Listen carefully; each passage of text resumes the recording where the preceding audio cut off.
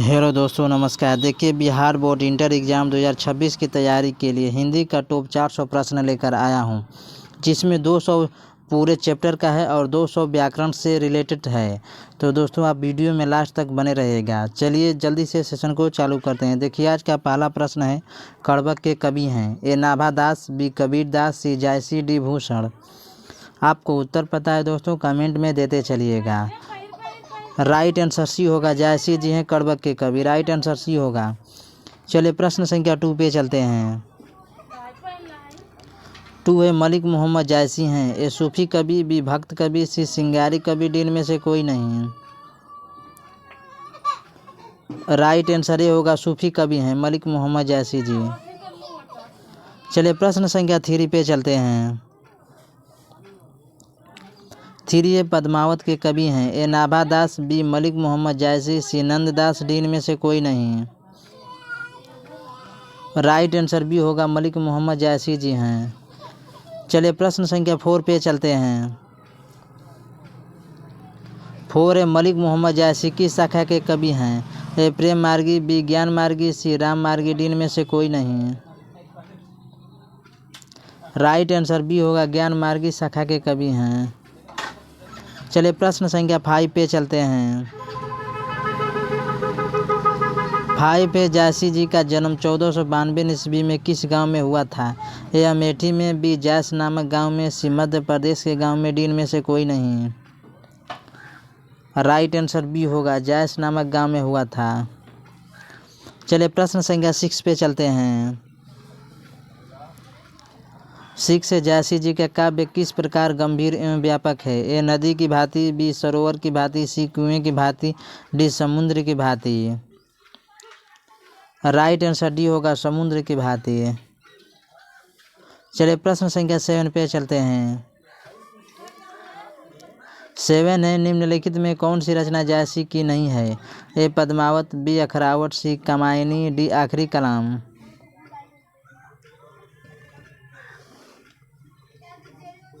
Right answer C होगा, कामायनी। चलिए प्रश्न संख्या 8 पे चलते हैं। 8 है, जायसी हिंदी साहित्य की किस काव्य धारा से जुड़े थे? ए प्रेम मार्गी शाखा, बी ज्ञान मार्गी शाखा, सी राम भक्ति शाखा, डी इनमें से कोई नहीं।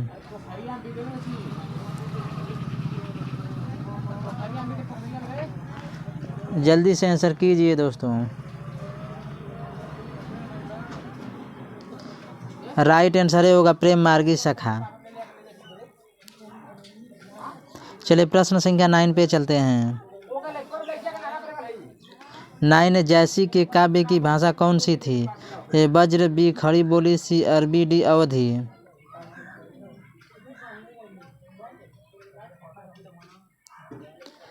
राइट आंसर डी होगा, अवधी थी।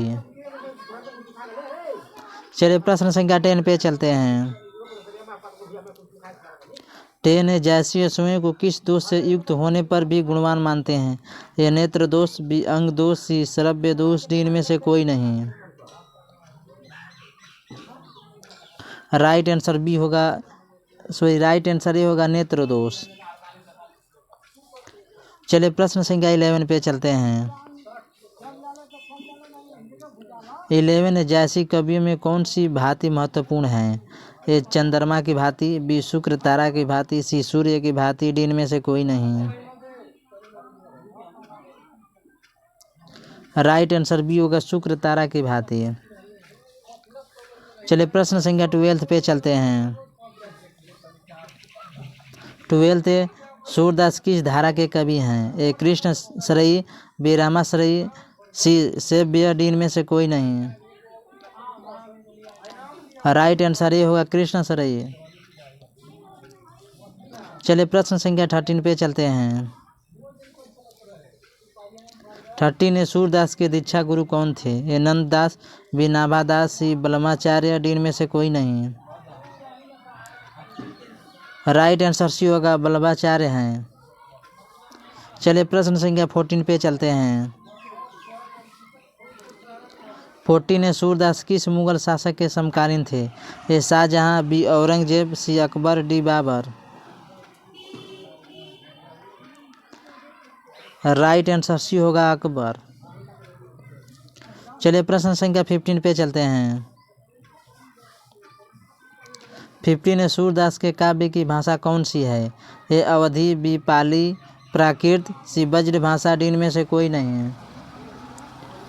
राइट आंसर सी होगा ब्रज भाषा। चलिए प्रश्न संख्या 16 पे चलते हैं। 16 निम्न में कौन सी रचना सूरदास की नहीं है? ए सूर सागर, बी सतसई, सी साहित्य लहरी, डी इनमें से कोई नहीं। राइट आंसर बी होगा सतसई। चलिए प्रश्न संख्या 17 पे चलते हैं। 17 है, प्रथम पद में गाय किस ओर दौड़ती है? ए बाड़े की ओर, बी खेतों की ओर, सी घरों की ओर, डी जंगल की ओर। राइट आंसर ये होगा बाड़े की ओर। चलिए प्रश्न संख्या 18 पे चलते हैं।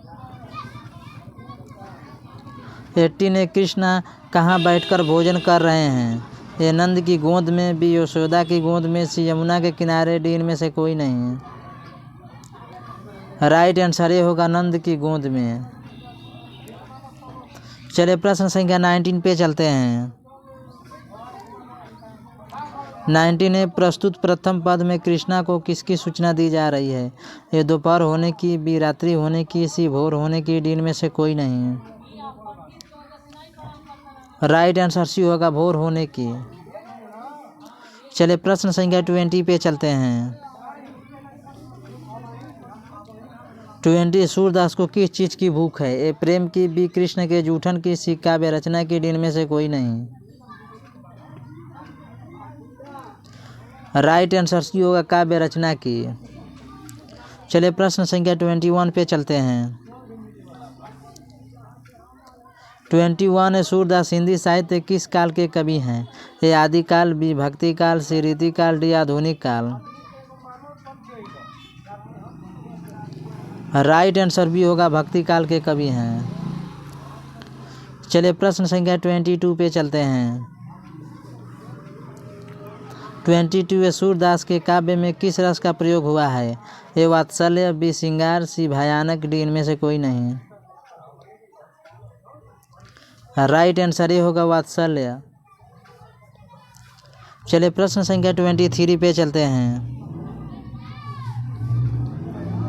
23 रामचरितमानस किसकी कृति है? A Surdas, B Tulsidas, C Kabirdas, D Nabhadas. Right answer B होगा तुलसीदास की कृति है। चलिए प्रश्न संख्या 24 पे चलते हैं।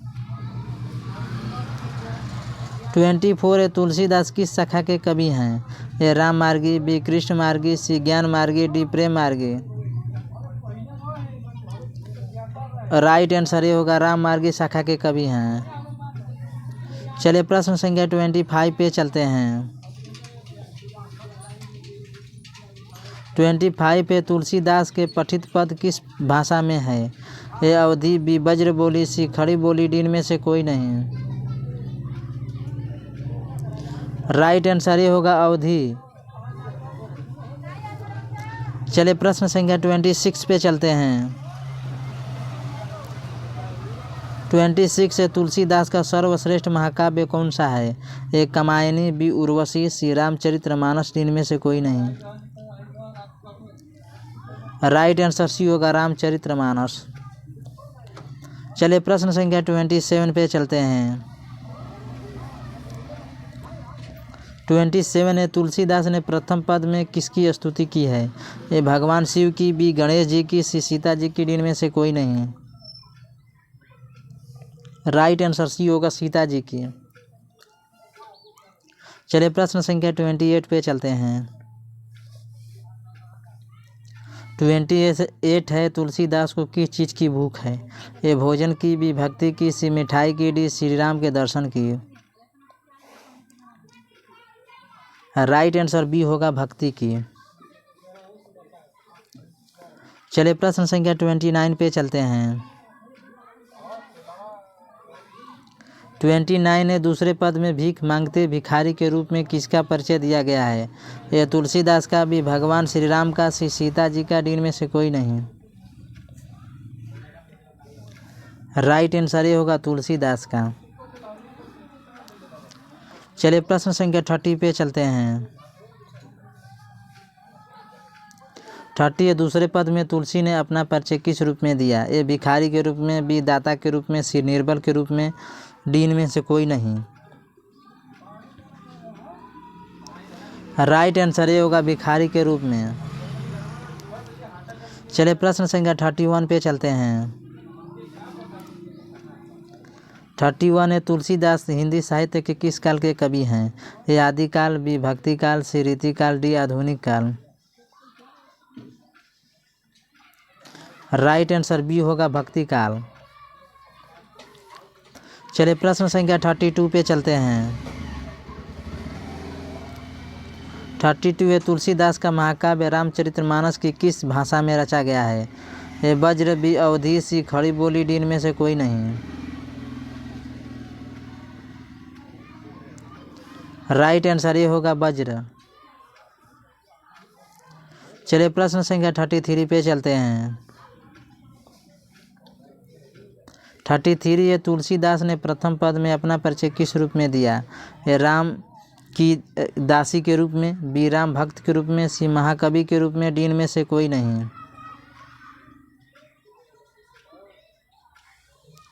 राइट आंसर ये होगा राम की दासी के रूप में। चलिए प्रश्न संख्या 34 पे चलते हैं। 34 तुलसीदास के दोनों पदों में किस रस की व्यंजना हुई है? ए भक्ति रस, बी वात्सल्य रस, सी श्रृंगार रस, डी इनमें से कोई नहीं। राइट आंसर ये होगा भक्ति रस। चलिए प्रश्न संख्या 35 पे चलते हैं। 35 है नाभादास किसके शिष्य थे? ए नंददास, बी कबीरदास, सी अग्रदास, डी इनमें से कोई नहीं। राइट आंसर सी होगा अग्रदास के शिष्य थे। चलिए प्रश्न संख्या 36 पे चलते हैं। 36 भक्तमाल किसकी रचना है? A Nabhadas, B Kabirdas, C Tulsidas, D Surdas. Right answer A होगा नाभादास। चलिए प्रश्न संख्या 37 पे चलते हैं। 37 नाभादास किस धारा के कवि थे? ए निर्गुण धारा के, बी सगुण धारा के, सी राम भक्त धारा के, डी इनमें से कोई नहीं। राइट आंसर सी होगा राम भक्त धारा के। चलिए प्रश्न संख्या 38 पे चलते हैं। 38 संपूर्ण भक्तमाल में किस छंद की व्यंजना है? ये दोहा, बी चौपाई, सी कवित, डी छपै। राइट आंसर डी होगा छपै। चलिए प्रश्न संख्या 39 पे चलते हैं।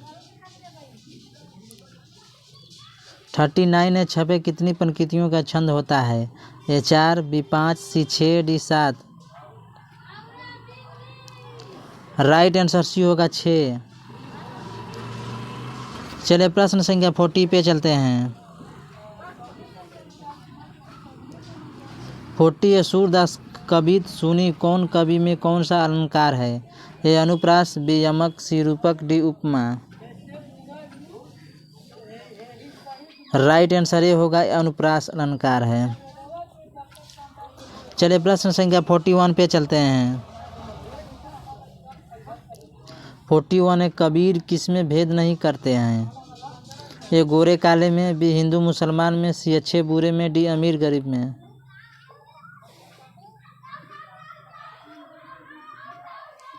राइट आंसर बी होगा हिंदू मुसलमान में। चलिए प्रश्न संख्या 42 पे चलते हैं। 42 है कबीर दास की शाखा के कवि हैं? ए सगुण शाखा, बी निर्गुण शाखा, सी सर्वगुण शाखा, डी इनमें से कोई नहीं। राइट आंसर बी होगा निर्गुण शाखा के कवि हैं कबीर दास। चलिए प्रश्न संख्या 43 पे चलते हैं। 43 ये नाभा दास के अनुसार किसकी कविता को सुनकर कवि सिर झुका लेते हैं? ए सूरदास की, बी तुलसीदास की, सी कबीर दास की, डी इनमें से कोई नहीं। राइट आंसर ये होगा सूरदास की। चलिए प्रश्न संख्या 44 पे चलते हैं। 44 है नाभा दास का उदय हिंदी साहित्य के किस काल में हुआ? ए आदिकाल, बी भक्ति काल, सी रीतिकाल, डी आधुनिक काल। राइट आंसर बी होगा भक्ति काल। चलिए प्रश्न संख्या 45 पे चलते हैं। 45 पे निम्नलिखित में कौन सी रचना नाभा दास की है? ए भक्ति काल, B Sursagar, D Bihari Satsai, D Bijak. Right answer ये होगा भक्ति काल। चलिए प्रश्न संख्या 46 पे चलते हैं।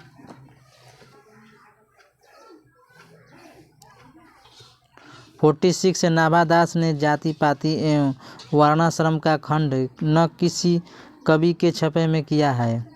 ये सूरदास, बिहारी, सी कबीर, डी इनमें से कोई नहीं। राइट आंसर सी होगा कबीर। चलिए प्रश्न संख्या 47 पे चलते हैं। 47 है कबीर के कवि हैं? ए भूषण, बी सूरदास, सी कबीर, डी नाभा दास। राइट आंसर ये होगा भूषण। चलिए प्रश्न संख्या 48 पे चलते हैं। 48 है कविता के प्रथम पद में कौन सा रस है? ए श्रृंगार रस, बी वीर रस, सी करुण रस, डी इनमें से कोई नहीं।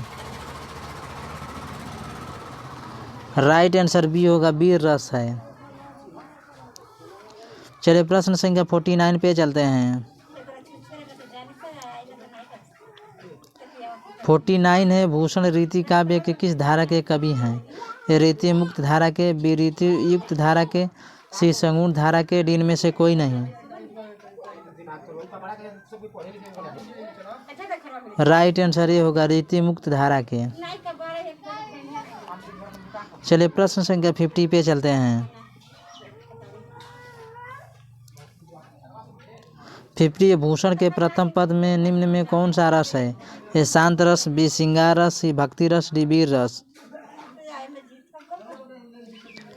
राइट आंसर डी होगा वीर रस। चलिए प्रश्न संख्या 51 पे चलते हैं। ने छोड़ा हुआ रास्ता कहानी के लेखक हैं? ए अज्ञे, बी मोहन राकेश, सी उदय प्रकाश, डी मलयज। आपको उत्तर पता है दोस्तों, कमेंट में देते चलिएगा। राइट आंसर ये होगा अज्ञे हैं। चलिए प्रश्न संख्या 52 पे चलते हैं। 52 है अज्ञे मूलतः क्या है? ए कवि, बी कहानीकार, सी उपन्यासकार, डी निबंधकार। राइट आंसर ये होगा कवि हैं। चलिए प्रश्न संख्या 53 पे चलते हैं। 53 है निम्नलिखित में किस पत्रिका में अज्ञे जी ने कार्य नहीं किया? ये विशाल भारत, बी प्रतीक, सी नया प्रतीक, डी हंस। राइट आंसर डी होगा हंस। चलिए प्रश्न संख्या 54 पे चलते हैं। 54 लेखक कितने वर्ष बाद मालती से मिलने आया था? ए 8, बी 10, सी 4, डी 2। राइट आंसर सी होगा 4 वर्ष बाद। चलिए प्रश्न संख्या 55 पे चलते हैं। 55 है मालती के पति किस व्यवसाय से जुड़े हैं? ए डॉक्टर, बी वकील, C engineer, D clerk. Right answer ये होगा डॉक्टर। चलिए प्रश्न संख्या 56 पर चलते हैं। 56 से मालती के पति किस बीमारी का ऑपरेशन करके आए थे? ए गैंग्रीन, बी कैंसर, सी पथरी, डी इनमें से कोई नहीं है। राइट आंसर ये होगा गैंग्रीन। चलिए प्रश्न संख्या 57 पे चलते हैं। 57 में महेश्वर कौन सा फल लाया था? ए सेब, बी आम, सी केला, डी इनमें से कोई नहीं। यहाँ पे देखिए लाया होगा। महेश्वर कौन सा फल लाया था? जल्दी से आंसर कीजिए। राइट आंसर बी होगा, आम लाया था।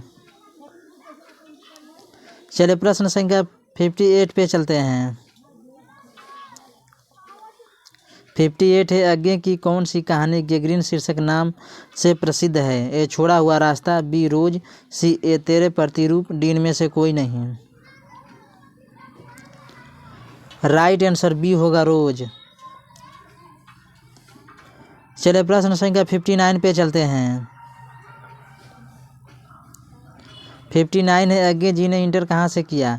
ए Punjab college, B Madras Christian college, C Forman college, D Lahore. Right answer B होगा, मद्रास क्रिश्चियन कॉलेज से। चलिए प्रश्न संख्या 60 पे चलते हैं। 60 है, अज्ञे जी ने रविंद्रनाथ ठाकुर की किस कृति का हिंदी में अनुवाद किया है? ए कुलवधु, बी किरकिरी, बी सी गोरा, डी नाव दुर्घटना।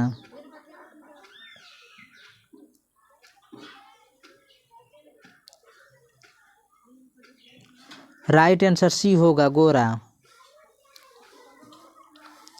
चलिए प्रश्न संख्या 61 पे चलते हैं। 61 है, लेखक क्या देखकर सोचने लगा कि यह कैसी छाया सी इस घर में आई हुई है? ये मालती का दुबला शरीर, बी रोता हुआ बच्चा, सी घर का वातावरण, डी घर का सामान। राइट आंसर ये होगा, मालती का दुबला शरीर। चलिए प्रश्न संख्या 62 पे चलते हैं। 62 है, पानी चला जाने पर मालती को रात में कितने बजे तक काम करना पड़ता था? ये 10, बी 11, सी 9, डी 12। राइट आंसर बी होगा, 11 बजे तक। चलिए प्रश्न संख्या 63 पे चलते हैं। 63 एक लेख और एक पत्र के लेखक हैं। A Bhagat Singh, B Namvar Singh, C Ramdhari Singh Dinkar, D Mohan Rakesh. Right answer ये होगा, भगत सिंह हैं। चलिए प्रश्न संख्या 64 पे चलते हैं। 64 भगत सिंह के अनुसार आत्महत्या क्या है? ए कायरता, बी निर्भीकता, सी ए और बी दोनों, डी इनमें से कोई नहीं। राइट आंसर ये होगा, कायरता है। चलिए प्रश्न संख्या 65 पे चलते हैं। 65 पे भगत सिंह ने कैसी मृत्यु को सुंदर कहा है?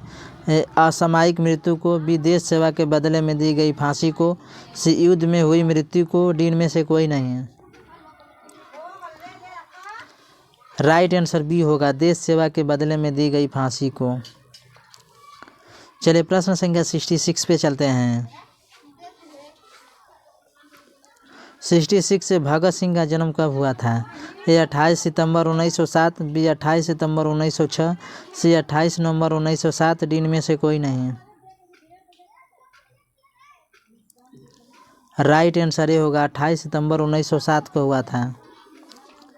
चलिए प्रश्न संख्या 67 पे चलते हैं। 67 में भगत सिंह के आदर्श पुरुष कौन थे? ए स्वर्ण सिंह, बी अजीत सिंह, सी करतार सिंह सराबा, डी इनमें से कोई नहीं।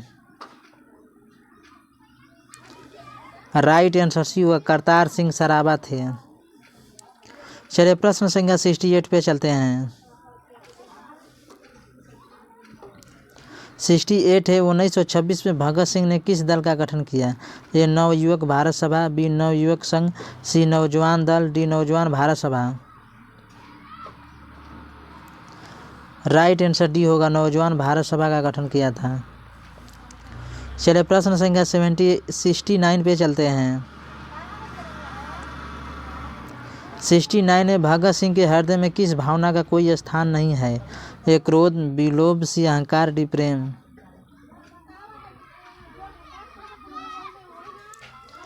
राइट आंसर डी होगा, प्रेम। चलिए प्रश्न संख्या 70 पे चलते हैं। 70 ये भगत सिंह किस घृणित तथा कायरतापूर्ण कार्य मानते हैं? ये देश की सेवा, बी देश से भागना, सी आत्महत्या, डी नेतृत्व करना। राइट आंसर सी होगा आत्महत्या। चलिए प्रश्न संख्या 71 पे चलते हैं। 71 है भगत सिंह के अनुसार कौन सी मृत्यु सुंदर होगी? ए फांसी से प्राप्त, बी गोली खाकर, सी आत्महत्या, डी में से कोई नहीं। राइट आंसर ये होगा फांसी से प्राप्त। चलिए प्रश्न संख्या 72 पे चलते हैं। 72 है विद्यार्थी को राजनीति में क्यों भाग लेना चाहिए? ये विद्यार्थी देश के भावी कर्णधार होते हैं, बी विद्यार्थी सिर्फ नेता बन सकते हैं, सी विद्यार्थी में बौद्धिक विकास होता है, डी इनमें से कोई नहीं। राइट आंसर ये होगा विद्यार्थी देश के भावी कर्णधार होते हैं। राइट आंसर ये होगा। चलिए प्रश्न संख्या 73 पे चलते हैं। 73 ये भगत सिंह गणेश शंकर विद्यार्थी द्वारा निकाली जाने वाली किस पत्रिका से जुड़े हैं? ए उत्साह, बी प्रताप, सी दीनमान, डी संघर्ष। राइट आंसर बी होगा प्रताप। चलिए प्रश्न संख्या 74 पे चलते हैं। 74 है वो सदा नीरा के लेखक हैं, ए नामवर सिंह, बी जगदीश चंद्र माथुर, सी उदय प्रकाश, डी मलयज।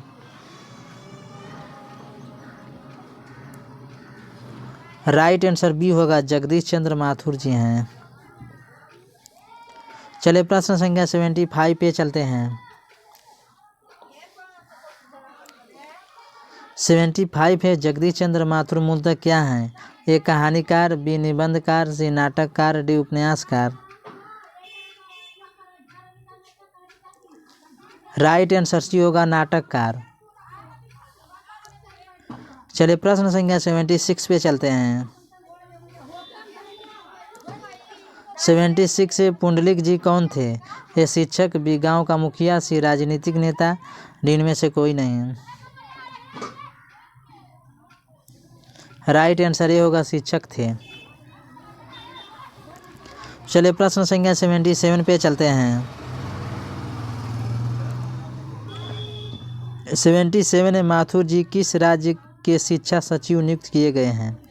ये उत्तर प्रदेश, बी बिहार, सी मध्य प्रदेश, डी इनमें से कोई नहीं। राइट आंसर बी होगा बिहार के। चलिए प्रश्न संख्या 78 पे चलते हैं। 78 है गांधी जी चंपारण से भारत कब आए? ये 1915, बी 1917, सी 1918, डी 1919। राइट आंसर बी होगा 1917 में। चलिए प्रश्न संख्या 79 पे चलते हैं। 79 है कुशीनगर में गंडक नदी को किस नाम से जाना जाता है? ए नारायणी, बी माधवी, सी गोमती, डी में से कोई नहीं।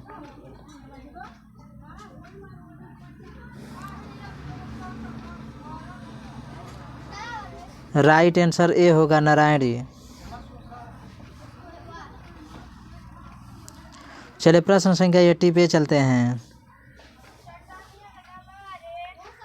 80 ओ सादा नीरा किस नदी को निर्मित बनाकर लिखा गया है?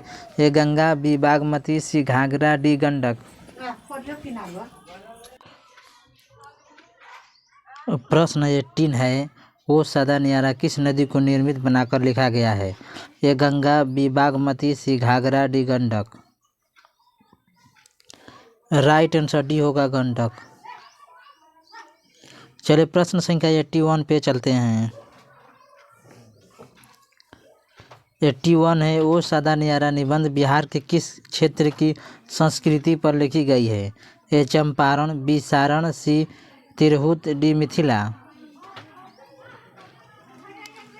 राइट आंसर ये होगा चंपारण। चलिए प्रश्न संख्या 82 पे चलते हैं। 82 है, चंपारण क्षेत्र में बाढ़ का मुख्य कारण क्या है? ए नदियों की अधिकता, बी जंगलों का काटना, सी नदियों के तीव्र धारा, डी इनमें से कोई नहीं। राइट आंसर बी होगा जंगलों का काटना। चलिए प्रश्न संख्या 83 पे चलते हैं। 83 है, निम्नलिखित में कौन सी उपाधि माथुर जी को मिली? ए विद्या कामिनी, बी विद्या प्रशिक्षण, सी विद्या वारिधि, डी इनमें से कोई नहीं। राइट आंसर सी होगा विद्या वारिधि। चलिए प्रश्न संख्या 84 पे चलते हैं। 84 है, निम्नलिखित में कौन सा नाटक जगदीश चंद्र माथुर द्वारा रचित है? ए ओ मेरे मन, बी दीपक, सी आधे अधूरे, D Konark. Right answer D होगा कोणार्क। चलिए प्रश्न संख्या 85 पे चलते हैं। 85 पे सिपाही की माँ एकांकी के एकांकीकार हैं। ए मोहन राकेश, बी नामवर सिंह, सी मुक्ति बोध, डी जगदीश चंद्र माथुर। राइट आंसर ये होगा मोहन राकेश। चलिए प्रश्न संख्या 86 पे चलते हैं। 86 से मानक की माँ का नाम क्या है? ए मुन्नी, बी बिस्नी, सी चंपा, डी इनमें से कोई नहीं। राइट आंसर बी होगा बिस्नी। चलिए प्रश्न संख्या 87 पे चलते हैं। 87 है, बिस्नी मानव को लड़ाई में क्यों भेजती है? ए मानक पहलवान था, बी बिस्नी मानव को नहीं चाहती थी, सी पैसा कमाने के उद्देश्य से, डी इनमें से कोई नहीं। राइट आंसर सी होगा पैसा कमाने के उद्देश्य से। चलिए प्रश्न संख्या 88 पे चलते हैं। 88 है, मोहन राकेश किस पत्रिका के संपादक रहे हैं? ए सरिता, बी सारिका, डी स्मारिका, डी इनमें से कोई नहीं। राइट आंसर बी होगा सारिका। चलिए प्रश्न संख्या 89 पे चलते हैं। 89 है, ईसाई लड़कियां बिस्नी के घर आकर क्या मांगती हैं? ए दाल चावल, बी कपड़े, सी रुपए, डी इनमें से कोई नहीं। राइट आंसर ये होगा दाल चावल। चलिए प्रश्न संख्या 19 पे चलते हैं। 90 है, मानक बिजनेस से दूध की जगह क्या मांगता है? ए खाना, बी पानी, सी चाय, डी इनमें से कोई नहीं। राइट आंसर बी होगा पानी मांगता है। चलिए प्रश्न संख्या 91 पे चलते हैं। 91 है, मानक किस युद्ध में सिपाही बनकर लड़ने गया था? ए प्रथम विश्व युद्ध, सी द्वितीय विश्व युद्ध, सी कारगिल युद्ध, डी इनमें से कोई नहीं।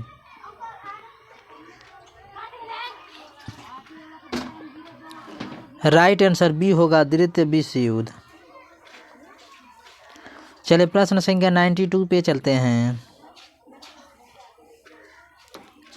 92 है, आषाढ़ का एक दिन किनकी रचना है? ए नामवर सिंह, बी मलयज, सी मोहन राकेश, डी जगदीश चंद्र माथुर। राइट आंसर सी होगा मोहन राकेश। चलिए प्रश्न संख्या 93 पे चलते हैं। 93 है, निम्नलिखित में कौन सा मोहन राकेश द्वारा रचित पाठ नहीं है? ए आधे अधूरे, बी लहरों के राजहंस, सी पर ताले की जमीन, डी आषाढ़ का एक दिन।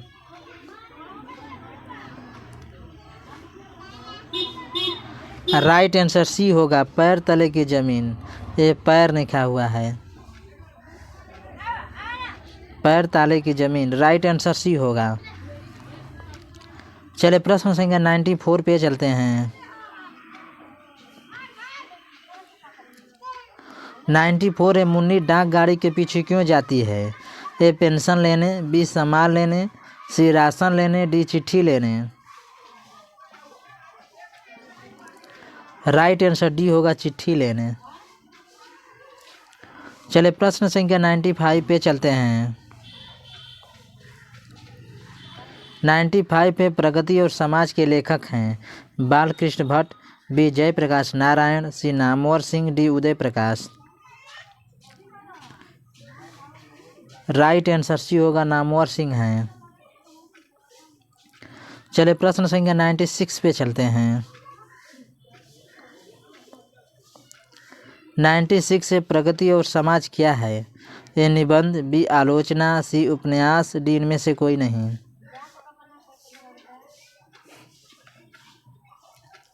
राइट आंसर ये होगा, निबंध है। चलिए प्रश्न संख्या 97 पे चलते हैं। 97 है, प्रगति समाज कैसा काव्य है? ए प्रबंध काव्य, बी गीति काव्य, सी आत्मपारक काव्य, डी इनमें से कोई नहीं।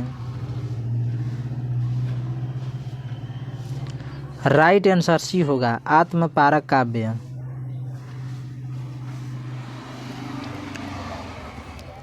चलिए प्रश्न संख्या 98 पे चलते हैं।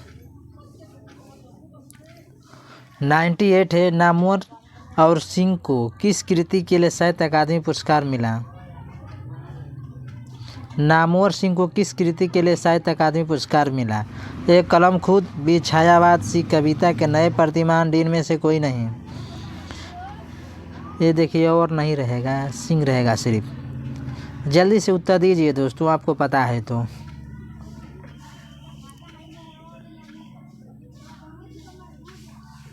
राइट आंसर सी होगा, कविता के नए प्रतिमान। चलिए प्रश्न संख्या 99 पे चलते हैं। 99 है, सहर्ष स्वीकारा है कविता के रचयिता का नाम बताइए। ए नागार्जुन, बी त्रिलोचन, सी मुक्तिबोध, डी इनमें से कोई नहीं।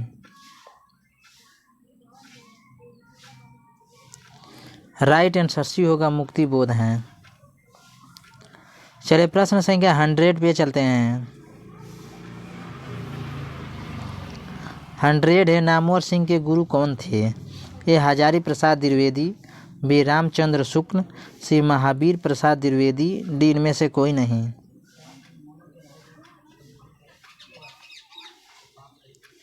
राइट आंसर ये होगा, हजारी प्रसाद द्विवेदी हैं। चलिए प्रश्न संख्या 101 पे चलते हैं। 101, नामवर सिंह को किस कृति के लिए साहित्य अकादमी पुरस्कार मिला? ए कलम खुद, बी छायावाद, सी कविता के नए प्रतिमान, डी इनमें से कोई नहीं। ये देखिए रिपीटेड प्रश्न है। राइट आंसर सी होगा, कविता के नए प्रतिमान। चलिए 102 पे चलते हैं। 102 है, जूठन के लेखक हैं A Mohan Rakesh, B Om Prakash Valmiki, C Namvar Singh, D इनमें से कोई नहीं।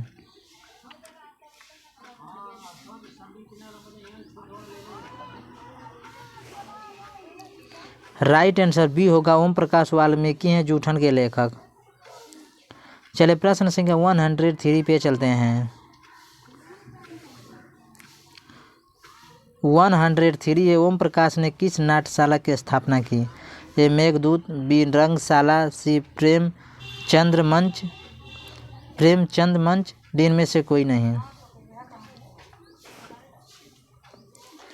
राइट आंसर ये होगा, मेघदूत।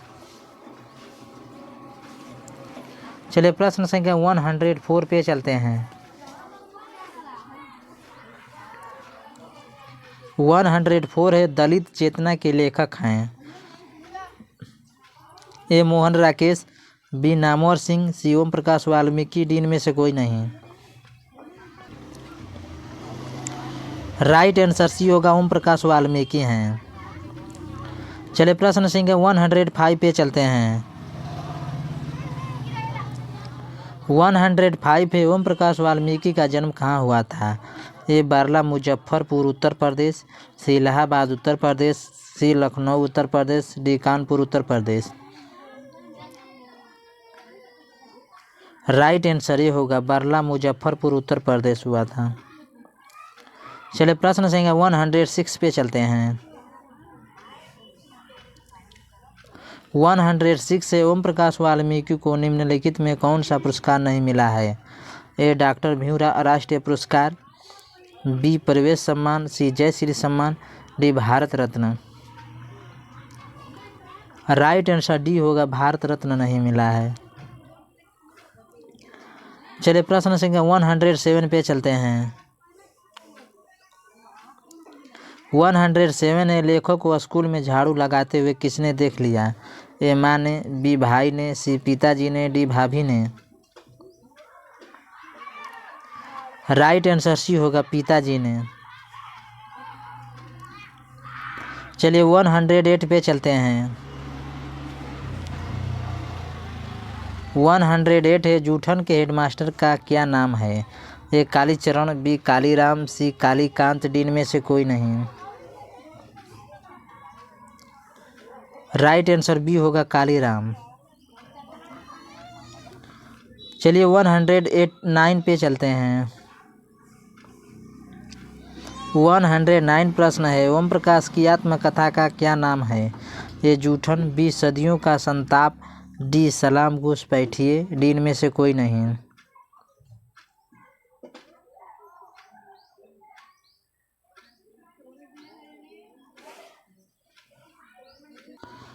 राइट आंसर ये होगा जूठन। चलिए प्रश्न संख्या 110 पे चलते हैं। 110 है, ओम प्रकाश वाल्मीकि ने किस विश्वविद्यालय से एमए किया? ए दिल्ली विश्वविद्यालय, बी उत्तर प्रदेश विश्वविद्यालय, सी श्रीनगर विश्वविद्यालय, डी हिमाचल प्रदेश विश्वविद्यालय। राइट आंसर सी होगा श्रीनगर विश्वविद्यालय। चलिए प्रश्न संख्या 111 पे चलते हैं। 111 है, तीसरे दिन लेखक को कक्षा में देखकर हेडमास्टर ने क्या किया? ए उसे प्यार किया, बी उसे बरामदे में ला पटका, सी उसे घर जाने को कहा, डी इनमें से कोई नहीं। राइट आंसर बी होगा उसे बरामदे में ले जा पटका। चलिए प्रश्न संख्या 112 पे चलते हैं। 112 थे, 10 मवेशी वाले घर में साल भर में कितना अनाज मिलता था? ए 20 सेर, बी 40 सेर, सी 23 सेर, डी 25 सेर। राइट आंसर डी होगा 25 सेर मिलता था। चलिए प्रश्न संख्या 113 पे चलते हैं। 113 है, हंसते हुए मेरा अकेलापन के लेखक कौन है? ए मलयज, बी प्रकाश वाल्मीकि, सी नामवर सिंह, डी जय कृष्ण मूर्ति। राइट आंसर ये होगा मलयज। चलिए प्रश्न संख्या 114 पे चलते हैं। 14 है, मलयज किस दौर के कवि हैं?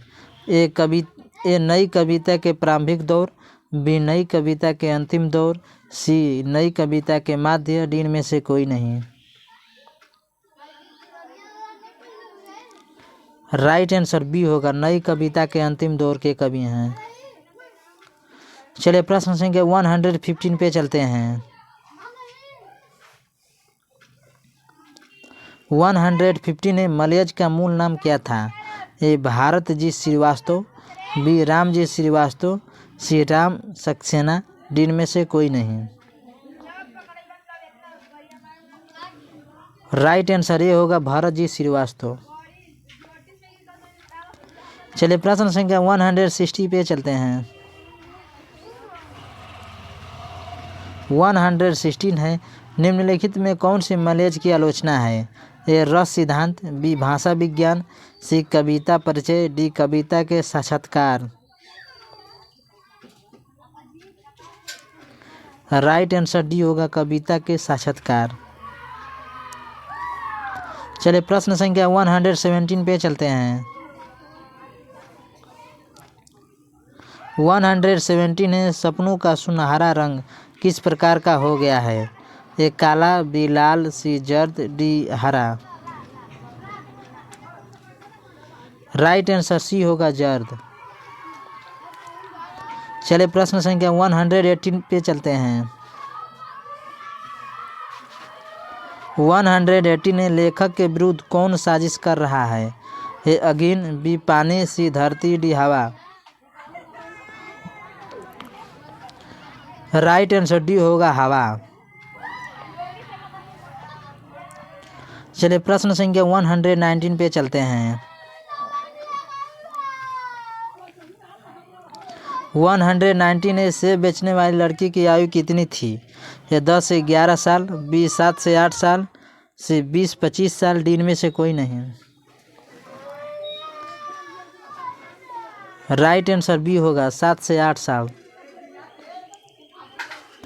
चलिए प्रश्न संख्या 120 पे चलते हैं। 120 है, मलयज ने किस मंत्रालय में नौकरी की है? ए रेल मंत्रालय, बी वन मंत्रालय, सी कृषि मंत्रालय, डी इनमें से कोई नहीं। राइट आंसर सी होगा कृषि मंत्रालय। चलिए 121 पे चलते हैं। 121 है, पेड़ किस लिए काटे जा रहे थे? ए घर बनाने के लिए, बी ईंधन के लिए, सी बेचने के लिए, डी इनमें से कोई नहीं। राइट आंसर बी होगा ईंधन के लिए। चलिए प्रश्न संख्या 122 पे चलते हैं। 122 है, सूचना केंद्र में लेखक को कौन मिला है? ए बलभद्र ठाकुर, बी बलभद्र शर्मा, सी बलभद्र मिश्र, डी इनमें से कोई नहीं। राइट आंसर ये होगा बलभद्र ठाकुर।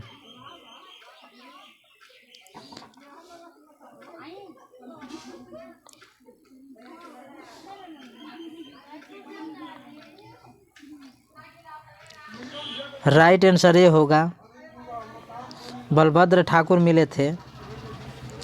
चलिए प्रश्न संख्या 123 पे चलते हैं। 123 है, तिरिच के लेखक हैं? A Malayaj, B Mohan Rakesh, C Uday Prakash, D Bhagat Singh. Right answer C होगा उदय प्रकाश। चलिए प्रश्न संख्या 124 पे चलते हैं। 124 है, तिरिच क्या है?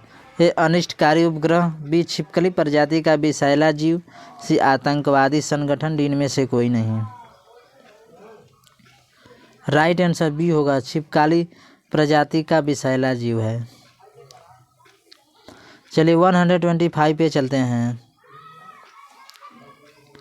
125 है, उदय प्रकाश का जन्म कब हुआ था? ए 2 जनवरी 1952, बी 1 जनवरी 1952, सी 1 जनवरी 1942, डी इनमें से कोई नहीं। राइट आंसर बी होगा 1 जनवरी 1952 को हुआ था। चलिए प्रश्न संख्या 126 पे चलते हैं। 126 से लेखक और उसकी माँ को पिताजी को लेकर क्या कोशिश रहती थी? ये बिल्कुल ना बोलें, बी शहर कभी ना जाएं, सी अपनी दुनिया में सुख चैन से रहें, डी इनमें से कोई नहीं है। राइट आंसर सी होगा अपनी दुनिया में सुख चैन से रहें। चलिए प्रश्न संख्या 127 पे चलते हैं। 127 है, उदय प्रकाश ने किस पत्रिका के संपादक विभाग में काम किया? ए दिनमान, बी प्रदीप, सी इंडिया टुडे, डी इनमें से कोई नहीं। राइट आंसर ये होगा दिनमान। चलिए प्रश्न संख्या 128 पे चलते हैं। 128 है, लेखक को सपने में क्या करने की आदत थी? ए हिचकी लेने, बी खांसने, सी बोलने और चीखने, डी इनमें से कोई नहीं। राइट आंसर सी होगा बोलने और चीखने की आदत थी। चलिए प्रश्न संख्या 129 पे चलते हैं। 129 है, तिरछ किसका प्राय बनकर उभरा है? ए आतंक का, बी शांति का, सी सद्भावना का, डी इनमें से कोई नहीं। राइट आंसर ये होगा आतंक का। चलिए प्रश्न संख्या 130 पे चलते हैं। 130 है, तिरछ कहानी किस शैली में लिखी गई है? ए फतांसी शैली, बी पूर्वदीप्ति शैली, सी आत्मकथात्मक शैली, डी इनमें से कोई नहीं। राइट आंसर सी होगा आत्मकथात्मक शैली में लिखी गई है। चलिए प्रश्न संख्या 131 पे चलते हैं। 131 है, निम्नलिखित में कौन उदय प्रकाश जी की कहानी नहीं है? ए दरियाई घोड़ा, बी पीली छतरी वाली लड़की, सी पूस की रात, डी इनमें से कोई नहीं। राइट आंसर सी होगा पूस की रात। चलिए प्रश्न संख्या 132 पे चलते हैं। 132 है, लेखक को किसने बताया कि तिरछ में काले नाग से 100 गुना ज़्यादा जहर होता है? ए थानू, बी थानू, सी कानू, डी इनमें से कोई नहीं। राइट आंसर ये होगा थानू ने।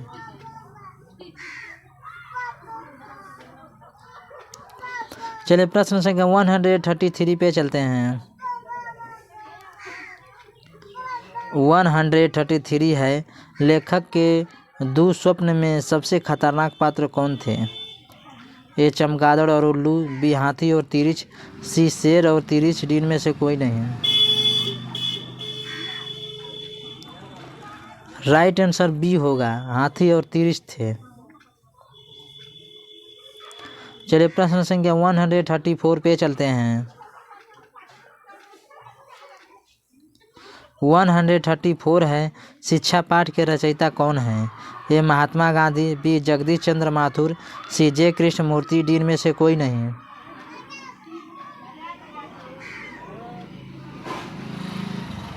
राइट आंसर सी होगा जे कृष्णमूर्ति हैं।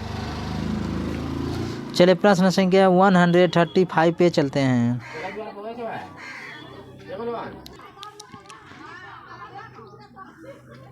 135 है, जे कृष्णमूर्ति का निर्धन इनमें से किस स्थान पर हुआ? ए कैलिफोर्निया, बी अमेरिका, सी भारत, डी इनमें से कोई नहीं। राइट आंसर ये होगा कैलिफोर्निया में हुआ था।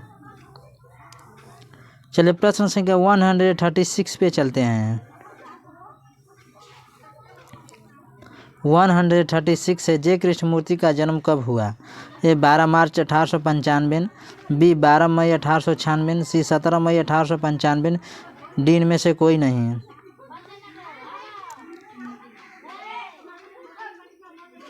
राइट आंसर बी होगा 12 मई 1895 में हुआ था जे कृष्णमूर्ति का जन्म। ये देखिए 96 लिखा हुआ है, यहाँ पे 5 होगा। चलिए प्रश्न संख्या 137 पे चलते हैं।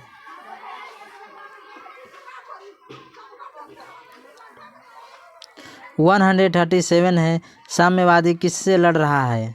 ए पूंजीवादी, बी समाजवादी, सी सत्तावादी, डी इनमें से कोई नहीं। राइट आंसर ये होगा पूंजीवादी से लड़ रहा है। चलिए प्रश्न संख्या 138 पे चलते हैं। 138 है, लेखक के अनुसार संपूर्ण विश्व किस ओर अग्रसर हो रहा है? ए नाश की ओर, बी विकास की ओर, सी प्रतिस्पर्धा की ओर, डी इनमें से कोई नहीं। राइट आंसर ये होगा नाश की ओर। चलिए प्रश्न संख्या 139 पे चलते हैं।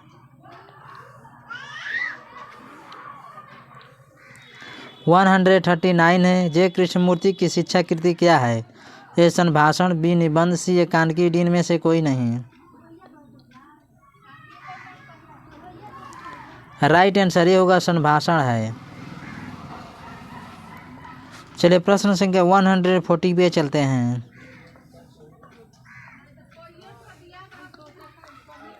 140 है, मेघा कहाँ नहीं हो सकती है। ए जहाँ अनुशासन हो, बी जहाँ स्वतंत्रता हो, सी जहाँ भय हो, डी इनमें से कोई नहीं। राइट आंसर सी होगा, जहाँ भय हो। चलिए प्रश्न संख्या 141 पे चलते हैं। 41 है, बातचीत शीर्षक निबंध के निबंधकार हैं। ए जयप्रकाश नारायण, बी मोहन राकेश, सी नामवर सिंह, डी बालकृष्ण भट्ट। आपको उत्तर पता है दोस्तों, कमेंट में देते चलिएगा। राइट आंसर डी होगा, बालकृष्ण भट्ट हैं। चलिए प्रश्न संख्या 142 पे चलते हैं।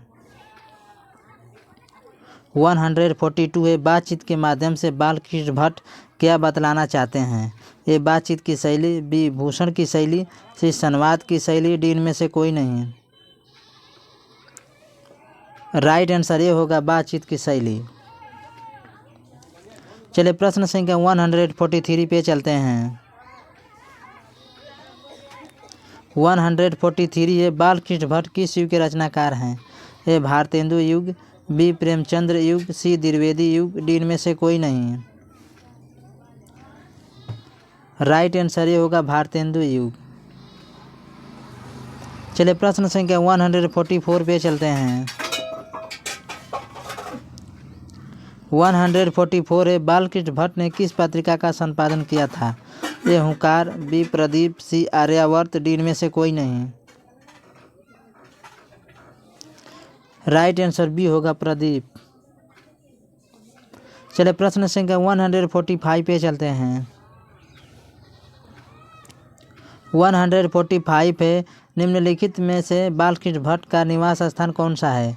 ए इलाहाबाद उत्तर प्रदेश, बी लखनऊ उत्तर प्रदेश, सी Mathura Uttar Pradesh, D Varanasi Uttar Pradesh. Right answer ये होगा, इलाहाबाद उत्तर प्रदेश। चलिए प्रश्न संख्या 146 पे चलते हैं।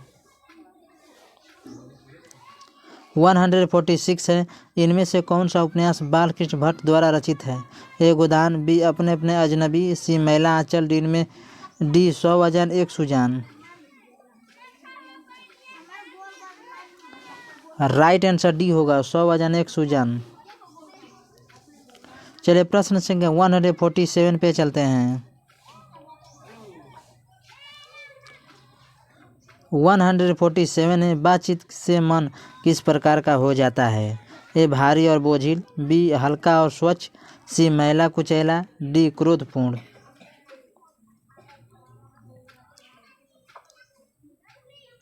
राइट आंसर बी होगा, हल्का और स्वच्छ हो जाता है। चलिए प्रश्न संख्या 148 पे चलते हैं। 148 है, 100 अजान 1 सुजान उपन्यास के लेखक कौन हैं। ए रघुवीर Sahay, B Jayaprakash Narayan, C Balkrishna Bhatt, D Mohan Rakesh.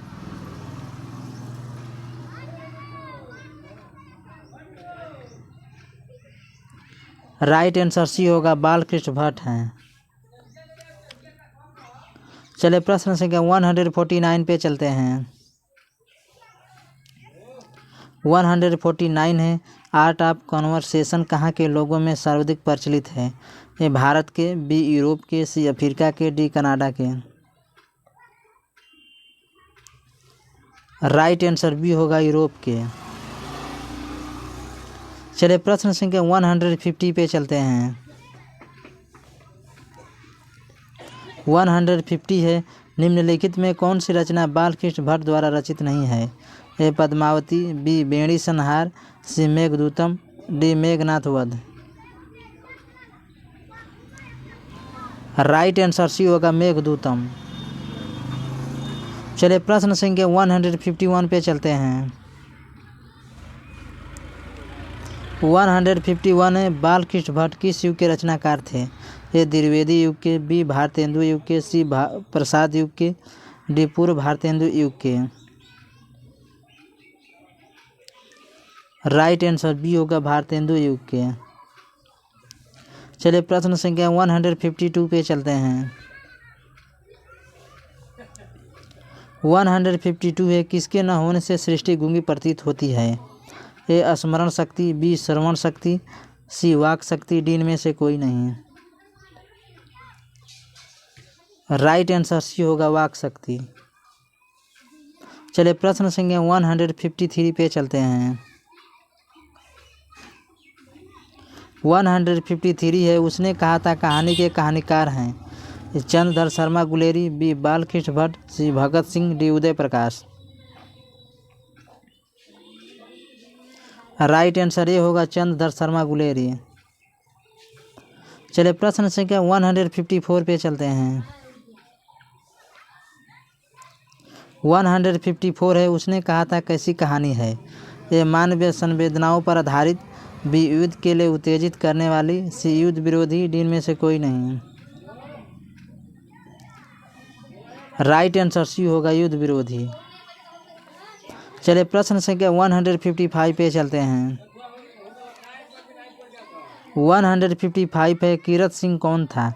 ए लाना सिंह का भाई, बी लाना सिंह का भतीजा, सी लाना सिंह का चाचा था, सी लाना सिंह का भतीजा, डी में से कोई नहीं।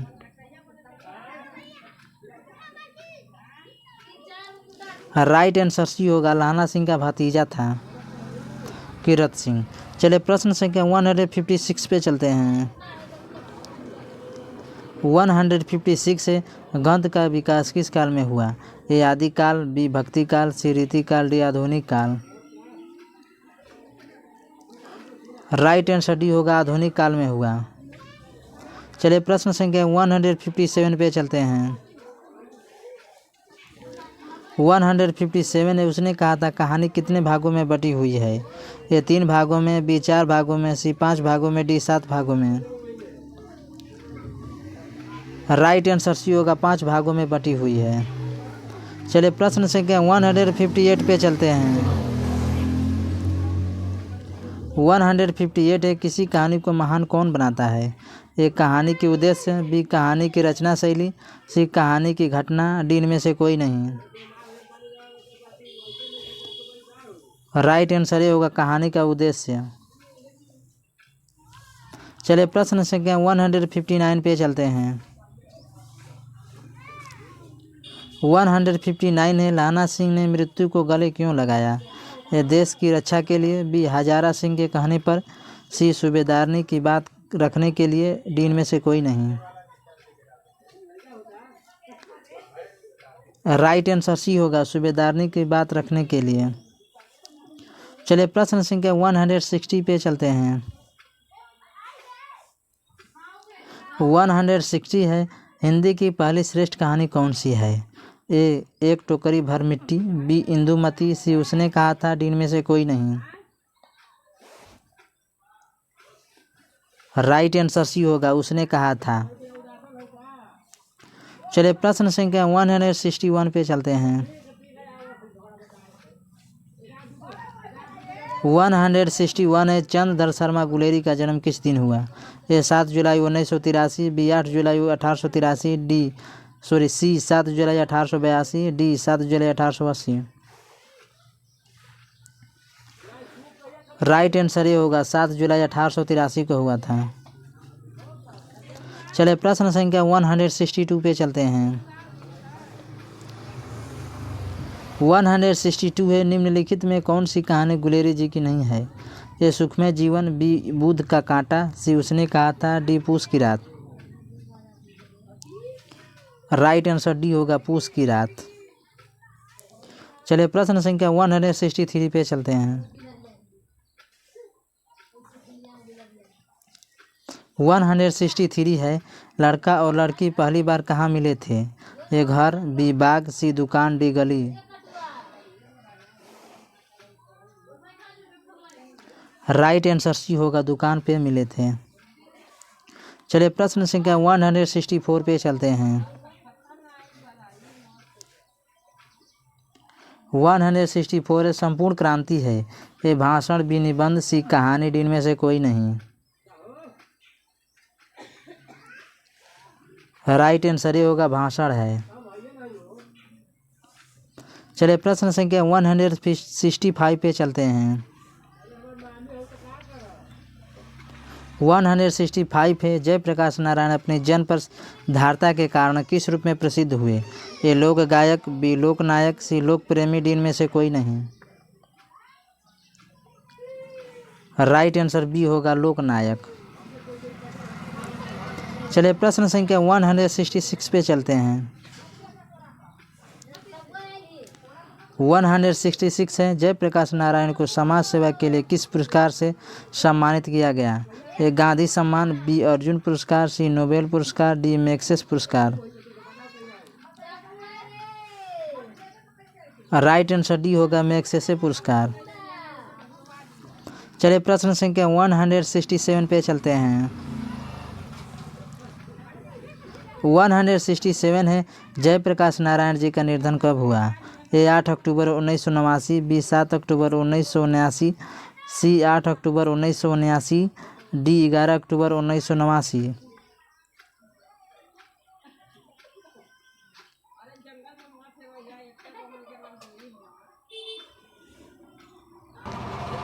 राइट आंसर सी होगा, 8 अक्टूबर 1979 को हुआ था।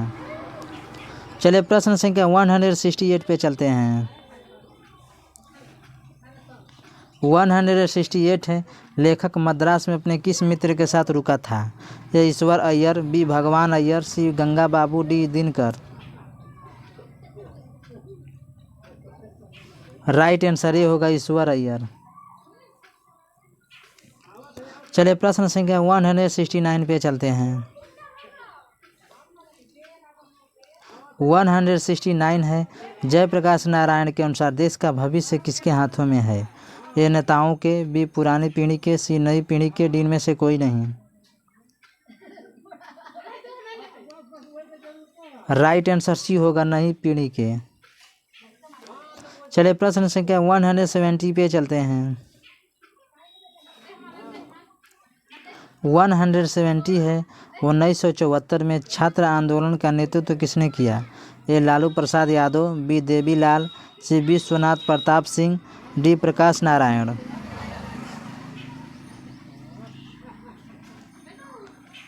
राइट आंसर डी होगा, जयप्रकाश नारायण ने किया था।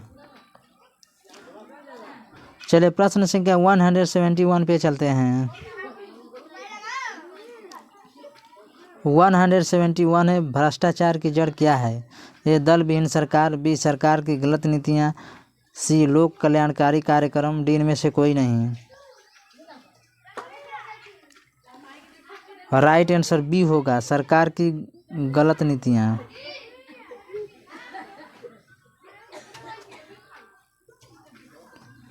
चलिए प्रश्न संख्या 172 पे चलते हैं। 172 है, दल विहीन लोकतंत्र किस विचार का मुख्य राजनीतिक सिद्धांत है? ए सर्वोच्च सर्वोदय, बी लोकतांत्रिक, डी सी समाजवादी, डी इनमें से कोई नहीं। राइट आंसर ये होगा सर्वोदय। चलिए प्रश्न संख्या 173 पे चलते हैं। 173 है, रामधारी सिंह दिनकर की रचना है। ए अर्धनारीश्वर, बी रोज, सी ओ सादा नीरा, डी जूठन। राइट आंसर ये होगा अर्धनारीश्वर। चलिए प्रश्न संख्या 174 पे चलते हैं। 174 है, अर्धनारीश्वर शीर्षक निबंध के निबंधकार कौन हैं? ए चंद्रधर रामचंद्र शुक्ल, बी हजारी प्रसाद द्विवेदी, सी रामधारी सिंह दिनकर, डी जगदीश चंद्र माथुर। राइट आंसर सी होगा रामधारी सिंह दिनकर। चलिए प्रश्न संख्या 175 पे चलते हैं। 175 है, रामधारी सिंह दिनकर किस युग के कवि हैं? ए छायावादोत्तर युग के, बी छायावाद युग के, सी रीतिकालीन युग के, डी में से कोई नहीं। राइट आंसर ये होगा छायावादोत्तर युग के हैं। राइट आंसर ये होगा। चलिए प्रश्न संख्या 176 पे चलते हैं। 176 है रामधारी सिंह दिनकर का जन्म कब हुआ? ए 23 सितंबर 1908, बी 25 सितंबर 1908, सी 23 सितंबर 1909, डी 25 सितंबर 1909। राइट आंसर ये होगा 23 सितंबर 1908 को रामधारी सिंह दिनकर का जन्म हुआ था। चलिए प्रश्न संख्या 177 पे चलते हैं। 177 है दिनकर जी पहली काव्य पुस्तक का नाम बताइए। दिनकर जी की पहली काव्य पुस्तक का नाम बताइए। ए रेणुका, बी कुरुक्षेत्र, सी प्रणभंग, डी में से कोई नहीं।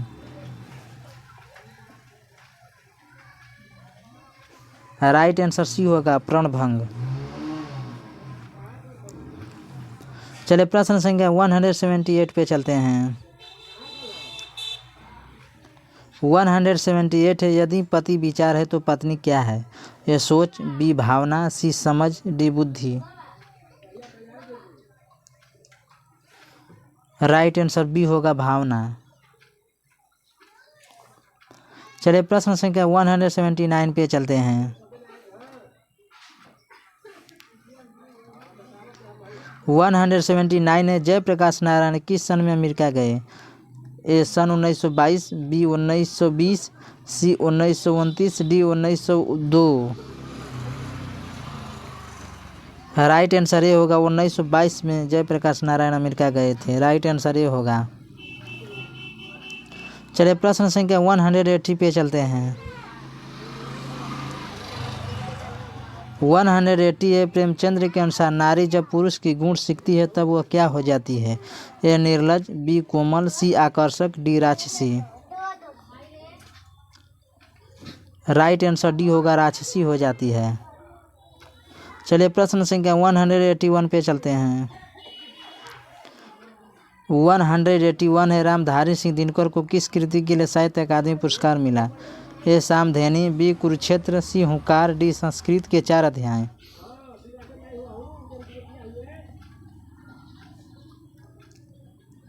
राइट आंसर डी होगा संस्कृत के 4 अध्याय। चलिए प्रश्न संख्या 182 पे चलते हैं। 182 है अर्धनारीश्वर में किस गुफा का सन्मय है? ए पुरुष के, बी नारी के, सी पुरुष नारी दोनों के, डी में से कोई नहीं।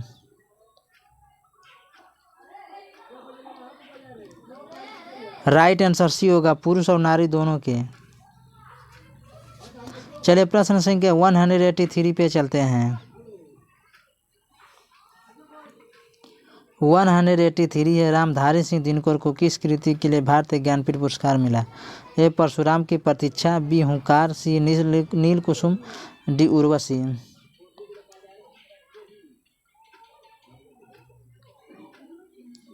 राइट आंसर डी होगा उर्वशी। चलिए प्रश्न संख्या 184 पे चलते हैं। 184 है अर्धनारीश्वर शंकर और पार्वती का किस प्रकार का रूप है? ए आदर्श, बी यथार्थ, सी कल्पित, डी वास्तविक।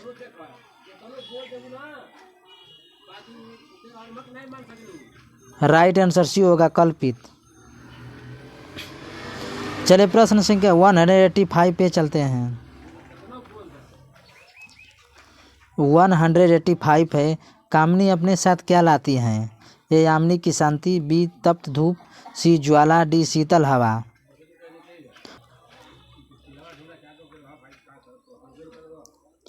राइट आंसर ये होगा यामिनी की शांति लाती है। चलिए प्रश्न संख्या 186 पे चलते हैं। 186 से रोज शीर्षक निबंध के लेखक कौन हैं? ए नामवर सिंह, बी अज्ञे, सी Mohan Rakesh, D Uday Prakash. Right answer B हो गया अज्ञे हैं। चलिए प्रश्न संख्या 187 पे चलते हैं। 187 में मालती किस कहानी की पात्र है? ए रोज, बी उसने कहा था, सी जूठन, डी तिरिच। राइट आंसर ये होगा रोज। चलिए प्रश्न संख्या 188 पे चलते हैं। 188 छोड़ा हुआ रास्ता कहानी के लेखक हैं? ए अज्ञे, बी मोहन राकेश, सी Uday Prakash, D मलयज। Right answer ये होगा अज्ञे हैं। चलिए प्रश्न संख्या 189 पे चलते हैं। 189 है, अज्ञे मूलतः क्या है? ए कवि, बी कहानीकार, सी उपन्यासकार, डी निबंधकार। राइट आंसर ये होगा कवि हैं। चलिए प्रश्न संख्या 119 पे चलते हैं। 119 है, निम्नलिखित में किस पत्रिका में अज्ञे जी ने कार्य नहीं किया? ए विशाल भारत, बी प्रतीक, सी नया प्रतीक, डी हंस। राइट आंसर डी होगा हंस। चलिए प्रश्न संख्या 191 पे चलते हैं।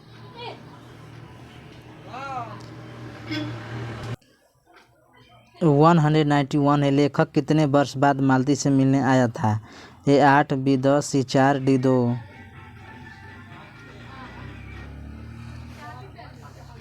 राइट आंसर सी होगा 4 वर्ष बाद। चलिए प्रश्न संख्या 192 पे चलते हैं।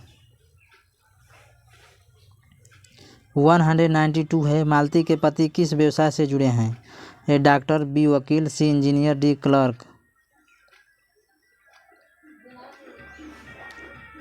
राइट आंसर ये होगा डॉक्टर। चलिए प्रश्न संख्या 193 पे चलते हैं। 193 है, मालती के पति किस बीमारी का ऑपरेशन करके आए थे? ए गैंग्रीन, बी कैंसर, सी पथरी, डी में से कोई नहीं। राइट आंसर ये होगा गैंग्रीन। चलिए प्रश्न संख्या 194 पे चलते हैं। 194 है, महेश्वर कौन सा फल लाया था? ए सेब, बी आम, सी केला, डी में से कोई नहीं। यहाँ पे लाया होगा। राइट आंसर बी होगा आम लाया था। चलिए प्रश्न संख्या 195 पे चलते हैं। 195 है, आगे की कौन सी कहानी के गैंग्रीन शीर्षक नाम से प्रसिद्ध है? ए बीप थगा, सी छोड़ा हुआ रास्ता, सी रोज, डी में से कोई नहीं है।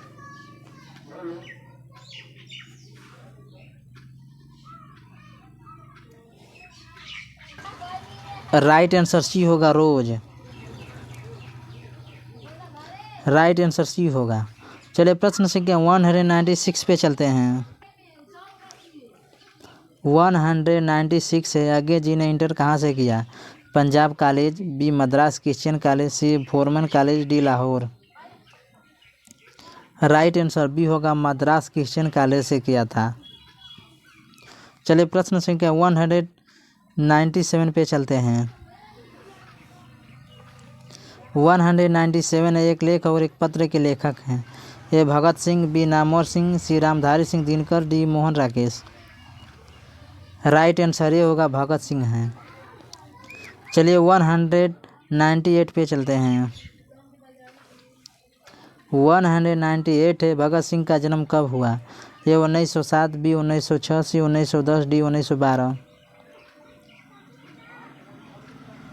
राइट आंसर ये होगा 1907 में भगत सिंह का जन्म हुआ था। चलिए प्रश्न संख्या 199 पे चलते हैं। 199 है, भगत सिंह के आदर्श पुरुष कौन थे?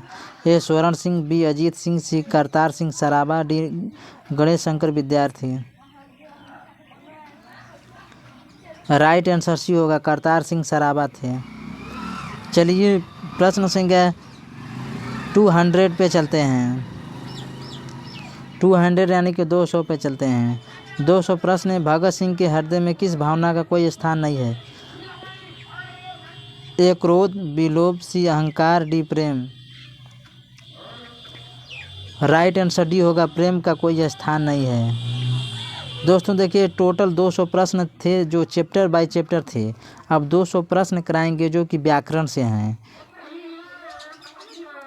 पहला प्रश्न है, कौन सा शब्द तत्सम है? ए पुस्तिका, बी पोथी, सी किताब, डी इनमें से सभी।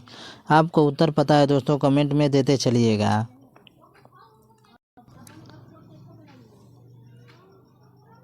राइट आंसर ए होगा पुस्तिका। तत्सम शब्द है, राइट आंसर ए होगा। चलिए प्रश्न संख्या 2 पे चलते हैं। 2 है सुवर्ण शब्द है। ए तद्भव, बी तत्सम, सी विदेशी, डी देशज। आपको उत्तर पता है दोस्तों, कमेंट में देते चलिएगा और लास्ट में ज़रूर बताइएगा कि टोटल 50 प्रश्नों में से आपने कितने उत्तर सही किए। राइट आंसर ए होगा तद्भव। सुवर्ण तद्भव शब्द है, राइट आंसर ए होगा। चलिए प्रश्न संख्या 3 पे चलते हैं।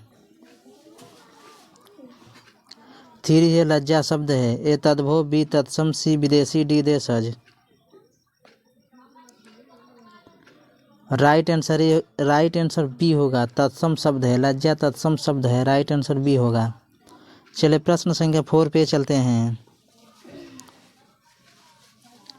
4 है निम्बुक शब्द है। ए तद्भव, बी तत्सम, सी विदेशी, डी देशज। राइट आंसर बी होगा तत्सम। निम्बुक तत्सम शब्द है, राइट आंसर बी होगा। चलिए प्रश्न संख्या 5 पे चलते हैं। 5 पे संज्ञा के कितने भेद होते हैं। ए 3, बी 4, सी 5, डी 6। राइट आंसर सी होगा 5। संज्ञा के 5 भेद होते हैं, राइट आंसर सी होगा। चलिए प्रश्न संख्या 6 पे चलते हैं। 6 है सर्वनाम के कितने भेद होते हैं। ए 3, बी 4, सी 5, डी 6। राइट आंसर डी होगा 6। सर्वनाम के 6 भेद होते हैं, राइट आंसर डी होगा। चलिए प्रश्न संख्या 7 पे चलते हैं। 7 है विशेषण के कितने भेद होते हैं। ए 3, बी 4, सी 5, डी 6। राइट आंसर बी होगा 4 होते हैं। विशेषण के 4 भेद होते हैं, राइट आंसर बी होगा। चलिए प्रश्न संख्या 8 पे चलते हैं। 8 है गुणवाचक विशेषण कौन है। ए पुराना, बी 50, सी वह घर मेरा है, डी इनमें से कोई नहीं। राइट आंसर ए होगा पुराना गुणवाचक विशेषण है, राइट आंसर ए होगा। चलिए प्रश्न संख्या 9 पे चलते हैं। 9 है संख्यावाचक विशेषण कौन है। ए नया, बी 100, सी थोड़ा, डी इनमें से कोई नहीं। राइट आंसर बी होगा 100 संख्यावाचक विशेषण है, राइट आंसर बी होगा। चलिए प्रश्न संख्या 10 पे चलते हैं। 10 है अनुभव का विशेषण कौन है। ए अनुभवहीन, बी अनुभववादी, सी अनुशासन, डी अनुभवी।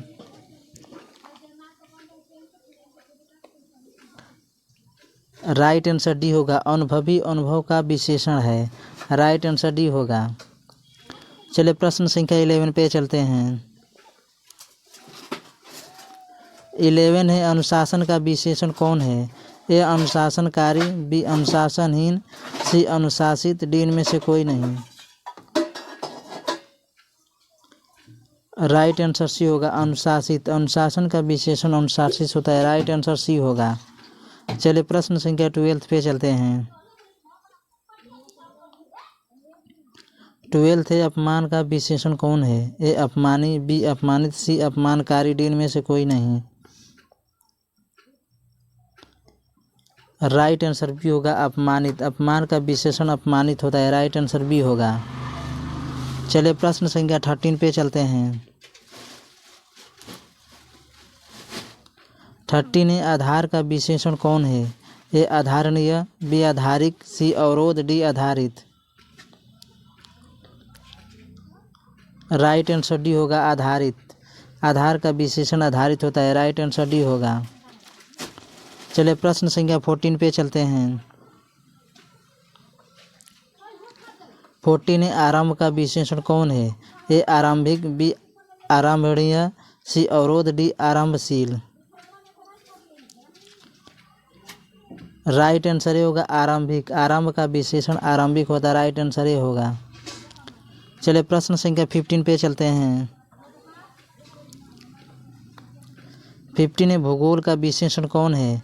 ए भूगोलिक, बी भूगोली, सी भूगोलकारी, डी भूगोलवादी।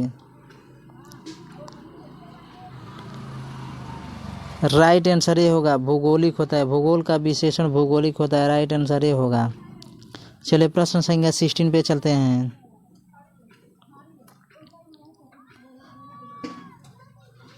मोहन कलम से लिखता है, इसमें कौन सा कारक है? ए कर्ता, बी कर्म, सी आपादान, डी करण। राइट आंसर डी होगा, करण कारक है। चलिए प्रश्न संख्या 17 पे चलते हैं। 17 है, धोने के लिए धोबी को कपड़े दिए। इस वाक्य में धोबी को कौन सा कारक है? ए कर्ता, बी कर्म, सी आपादान, डी संप्रदान। राइट आंसर बी होगा, कर्म कारक है। चलिए प्रश्न संख्या 18 पे चलते हैं। 18 है, क्रिया के कार्य का फल जिस पर पड़ता है वह कारक कहलाता है। ए अधिकरण, बी कर्म, सी संबंध, डी संप्रदान। राइट आंसर बी होगा, कर्म कारक कहलाता है। राइट आंसर बी होगा। चलिए प्रश्न संख्या 19 पे चलते हैं। 19 है, वह कार मेरी है। इस वाक्य में कौन सा कारक है? ए करण, बी अधिकरण, सी संबंध, डी संप्रदान। राइट आंसर सी होगा, संबंध कारक है। चलिए प्रश्न संख्या 20 पे चलते हैं। 20 है, गीता हाथ से मारती है। इस वाक्य में कौन सा कारक है? ए करण, बी अधिकरण, सी संबंध, डी संप्रदान। राइट आंसर ये होगा, करण कारक है। चलिए प्रश्न संख्या 22 पे चलते हैं। 22 है, वृक्ष से पत्ता गिरता है। इस वाक्य में कौन सा कारक है?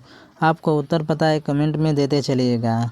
ए करण, बी अधिकरण, सी संबंध, डी आपादान। राइट आंसर डी होगा, आपादान कारक है। वृक्ष से पत्ता गिरता है यानी कि अलग हो रहा है। चलिए प्रश्न संख्या 22 पे चलते हैं।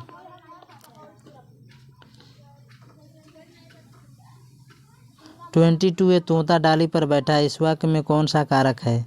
ए करण, बी अधिकरण, सी संबंध, डी आपादान। राइट आंसर बी होगा, अधिकरण कारक है। अधिकरण में पर होता है। राइट आंसर बी होगा। चलिए प्रश्न संख्या 23 पे चलते हैं।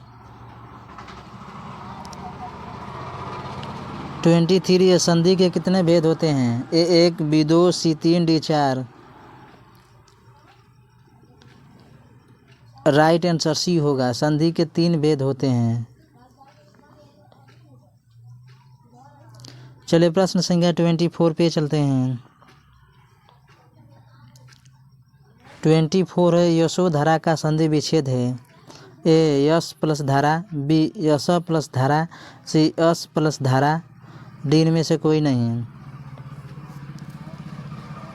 राइट आंसर बी होगा, यश प्लस धारा होता है यशोधरा। राइट आंसर बी होगा। चलिए प्रश्न संख्या 25 पे चलते हैं। 25 पे हिमालय का संधि विच्छेद है। ए हिमा प्लस आलय, बी हिम प्लस आलय, सी हेमा प्लस आलय, डी इनमें से कोई नहीं है। राइट आंसर बी होगा, हिम प्लस आलय हिमालय का संधि विच्छेद होता है। राइट आंसर बी होगा। चलिए प्रश्न संख्या 26 पे चलते हैं। 26 है, चंद्रमुख में कौन सा समास है? ए अविभाव, बी तत्पुरुष, सी कर्मधारय, डी बहुव्रीहि। जल्दी से आंसर कीजिए।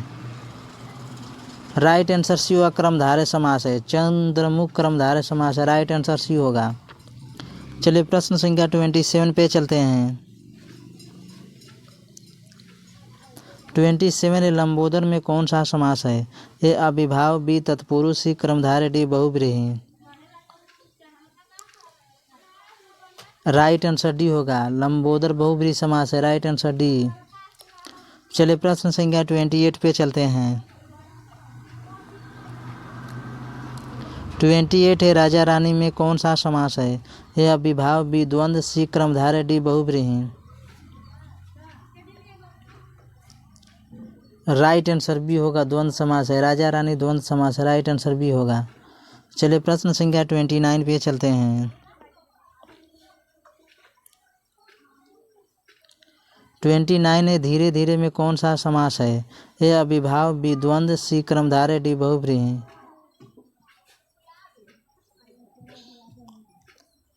राइट आंसर ए होगा, धीरे धीरे अभिभाव समास है, राइट आंसर ए होगा। चलिए प्रश्न संख्या 30 पे चलते हैं। 30 है गगनचुंबी में कौन सा समास है? ए अभिभाव, बी द्वंद्व, सी क्रमधारय, डी तत्पुरुष। राइट आंसर डी होगा, तत्पुरुष समास है गगनचुंबी में, राइट आंसर डी होगा। चलिए प्रश्न संख्या 31 पे चलते हैं। 31 है अष्ट धातु में कौन सा समास है? ए अभिभाव, बी द्वंद्व, सी क्रमधारय, डी तत्पुरुष।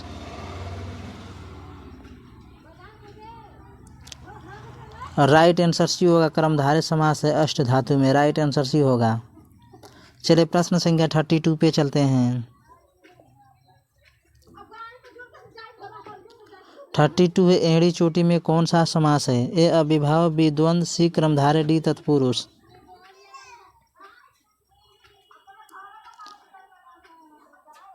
राइट आंसर बी होगा, द्वंद्व समास है। एड़ी चोटी में द्वंद्व समास होता है, राइट आंसर बी होगा। चलिए प्रश्न संख्या 33 पे चलते हैं। 33 परोक्ष में कौन सा समास है? ए अभिभाव, बी द्वंद्व, सी क्रमधारय, डी तत्पुरुष।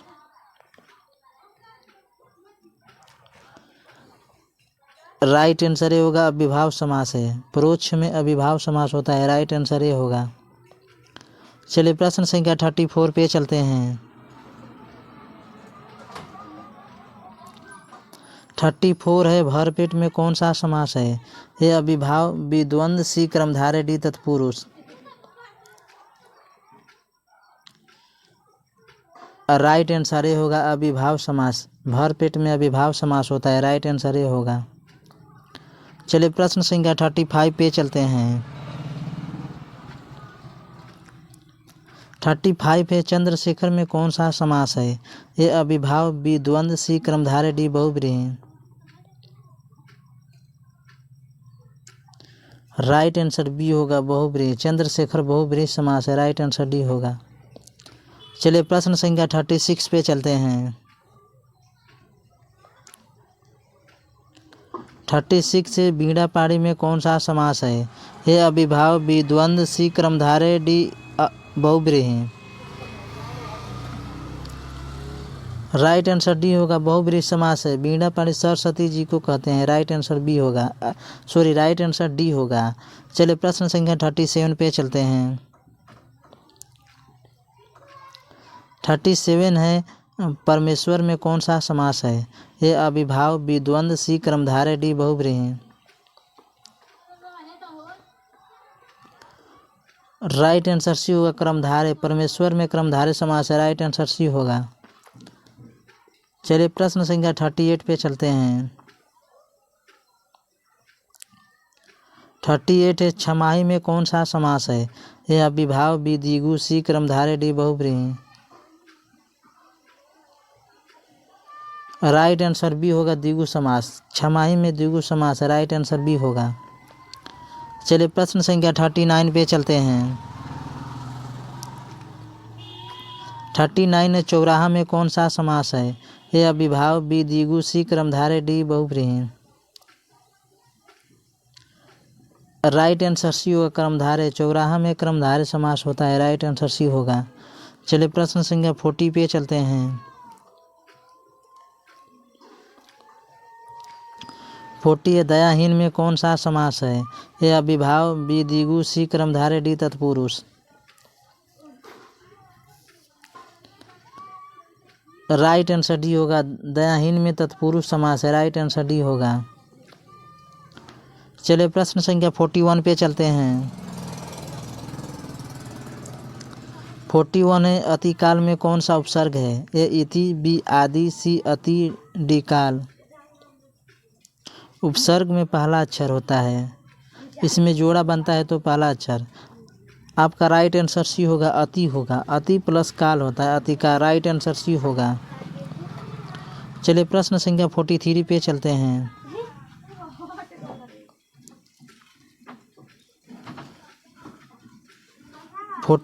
अनुसरण में कौन सा उपसर्ग है? ए अ, बी अन, सी अनु, डी अन्य। राइट आंसर सी होगा, अनु। अनुसरण में अनु उपसर्ग होता है, राइट आंसर सी होगा। चलिए प्रश्न संख्या 43 पे चलते हैं। 43 पराक्रम में कौन सा उपसर्ग है? ए पर, बी प, सी परा, डी परी। राइट आंसर सी होगा, परा। पराक्रम में परा उपसर्ग, राइट आंसर सी होगा। चलिए प्रश्न संख्या 44 पे चलते हैं। 44 है, विज्ञान में कौन सा उपसर्ग है? ए व, बी बी, सी बी, डी विज्ञ। विज्ञान उपसर्ग पहला अक्षर होता है, आपका राइट आंसर बी होगा, बी विज्ञान, यानी कि राइट आंसर बी होगा। चलिए प्रश्न संख्या 45 पे चलते हैं। 45 है, अभिभावक में कौन सा उपसर्ग है? ए अ, भी अभी, सी अब, डी अभी।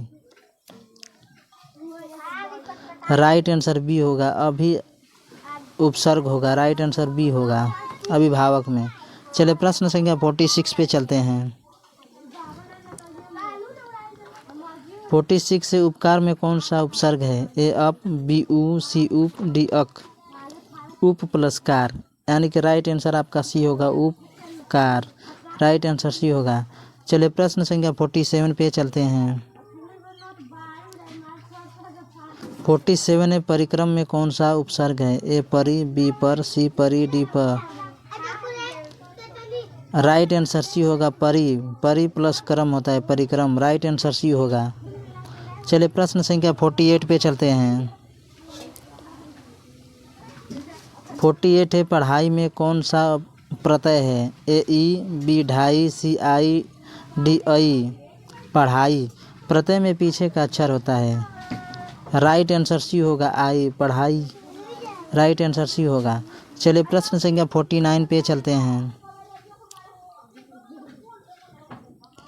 49 है, लड़ाकू में कौन सा प्रत्यय है? ए कू, बी अकू, सी डाकू, डी आकू। लड़ाकू, आपका राइट आंसर डी होगा, आकू। चलिए प्रश्न संख्या आज का लास्ट है, 50 पे चलते हैं। 50 है, पढ़ने वाला में कौन सा प्रत्यय है? ए ला, बी वाला, सी आला, डी वाला। जगह वाला, पढ़ने वाला में प्रत्यय, राइट आंसर डी होगा। पहला प्रश्न है, जयशंकर प्रसाद किस बात के कवि थे? ए प्रयोगवाद, बी छायावाद, सी प्रगतिवाद, डी इनमें से कोई नहीं। आपको उत्तर पता है दोस्तों, कमेंट में देते चलिएगा। आपका राइट आंसर बी होगा, छायावाद के कवि थे Jaishankar Prasad. Right answer B होगा। चलिए प्रश्न संख्या 2 पे चलते हैं। 2 है, चक्रपाणी कौन सा समास है? ए बहुब्रीहि, बी द्वंद्व, सी द्विगु, डी तत्पुरुष। राइट आंसर होगा बहुब्रीहि। चक्रपाणी बहुब्रीहि समास है, राइट आंसर होगा। चलिए प्रश्न संख्या 3 पे चलते हैं।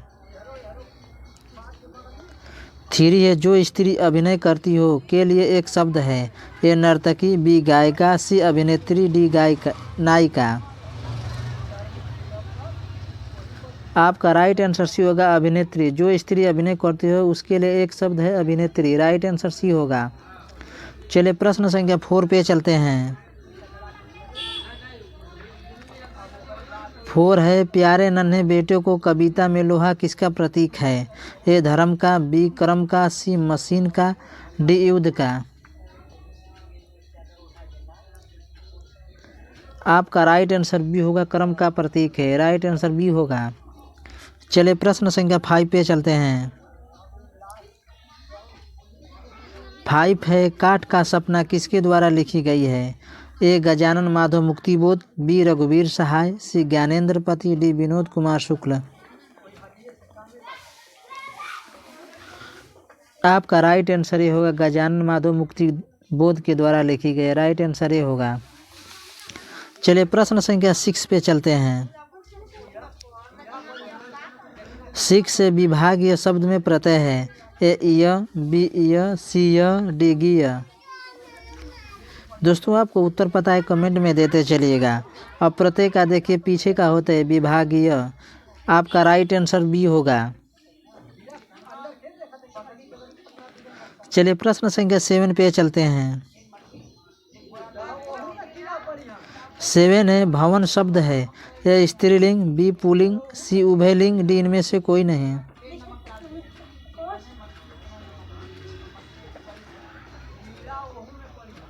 आपका राइट आंसर सी होगा उभयलिंग।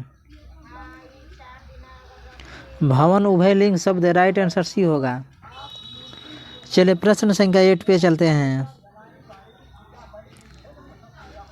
8 है आय शब्द का विलोम होगा। ए खर्चा, बी व्यय, सी आमदनी, डी इनमें से कोई नहीं। विलोम विपरीत होता है अर्थ। आपका राइट आंसर बी होगा व्यय होगा। आय शब्द का विलोम व्यय होता है। राइट आंसर बी होगा। चलिए प्रश्न संख्या 9 पे चलते हैं। 9 है अनादर शब्द कौन सा समास है। ए अभिभाव, बी कर्मधारय, सी तत्पुरुष, डी इनमें से कोई नहीं। और राइट आंसर ये होगा अभिभाव। अनादर अभिभाव समास है। राइट आंसर ये होगा। चलिए प्रश्न संख्या 10 पे चलते हैं। 10 है त्रिलोक शब्द कौन सा समास है। ए अभिभाव, बी बहुब्रीहि, सी तत्पुरुष, डी द्विगु। राइट आंसर डी होगा द्विगु समास है त्रिलोक। चलिए प्रश्न संख्या 11 पे चलते हैं। 11 है ऊंच शब्द का विशेषण है। ए ऊंचतर, बी ऊंचाई, सी ऊंचा, डी इनमें से कोई नहीं। आपका राइट आंसर ये होगा ऊंचतर। ऊंच का विशेषण ऊंचतर होता है। राइट आंसर ये होगा। चलिए प्रश्न संख्या 12 पे चलते हैं। 12 है कमल शब्द का प्रवाची है। ए जलधि, बी जलज, सी जलद, डी इनमें से कोई नहीं। राइट आंसर बी होगा जलज। कमल का प्रवाची शब्द जलज होता है। राइट आंसर बी होगा। चलिए प्रश्न संख्या 13 पे चलते हैं। 13 है बेईमान शब्द में उपसर्ग है। ए बेईन, बी बेई, सी बे, डी इनमें से कोई नहीं। उपसर्ग में पहला अक्षर होता है। जल्दी से आंसर कीजिए दोस्तों आपको पता है तो। आपका राइट आंसर सी होगा बे। पहला अक्षर उपसर्ग में होता है और प्रत्यय में लास्ट का। राइट आंसर सी होगा। चलिए प्रश्न संख्या 14 पे चलते हैं। 14 है पढ़ाई शब्द में कौन सा प्रत्यय है। ए ई, बी ढाई, सी आई, डी इनमें से कोई नहीं। प्रत्यय पीछे का होता है पढ़ाई, आई आ रहा है। राइट आंसर सी होगा। चलिए प्रश्न संख्या 15 पे चलते हैं। 15 है निम्न में से सूरदास की कृति है। ए सूरसागर, बी अष्टयाम, सी जानकी मंगल, डी इनमें से कोई नहीं। जल्दी से आंसर कीजिए। आपका राइट आंसर ये होगा सूरसागर। सूरदास की कृति। राइट आंसर ये होगा। चलिए प्रश्न संख्या 16 पे चलते हैं। 16 प्रतिदिन शब्द कौन सा समास है। ए द्वंद्व, बी अभिभाव, सी कर्मधारय, डी तत्पुरुष। राइट आंसर बी होगा अभिभाव समास है।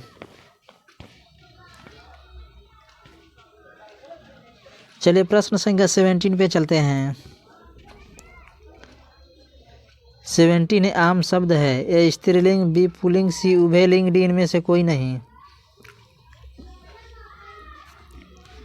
राइट आंसर बी होगा पुल्लिंग। आम पुल्लिंग शब्द है। राइट आंसर बी होगा। चलिए प्रश्न संख्या 18 पे चलते हैं।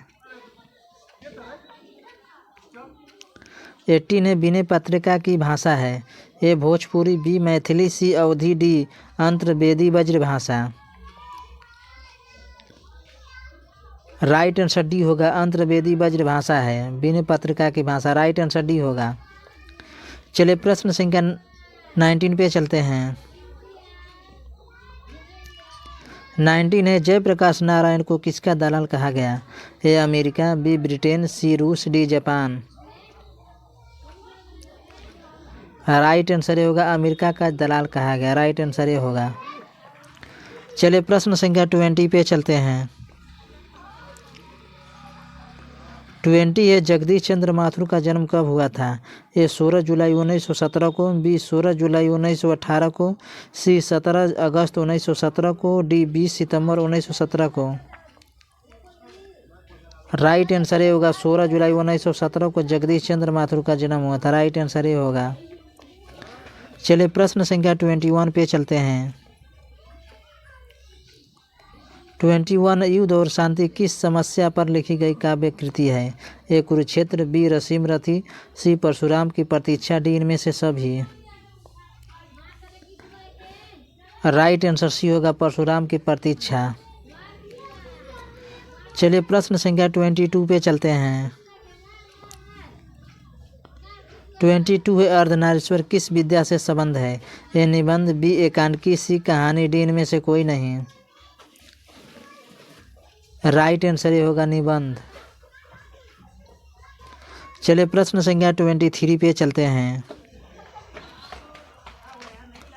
23 है शेखर एक जीवनी किस विद्या की रचना है? ए जीवनी, बी आलोचना, सी संस्मरण, डी उपन्यास। राइट आंसर डी होगा, उपन्यास की रचना है। राइट आंसर डी होगा। चलिए प्रश्न संख्या 24 पे चलते हैं। 24 है ईद का चांद होना मुहावरे का अर्थ है?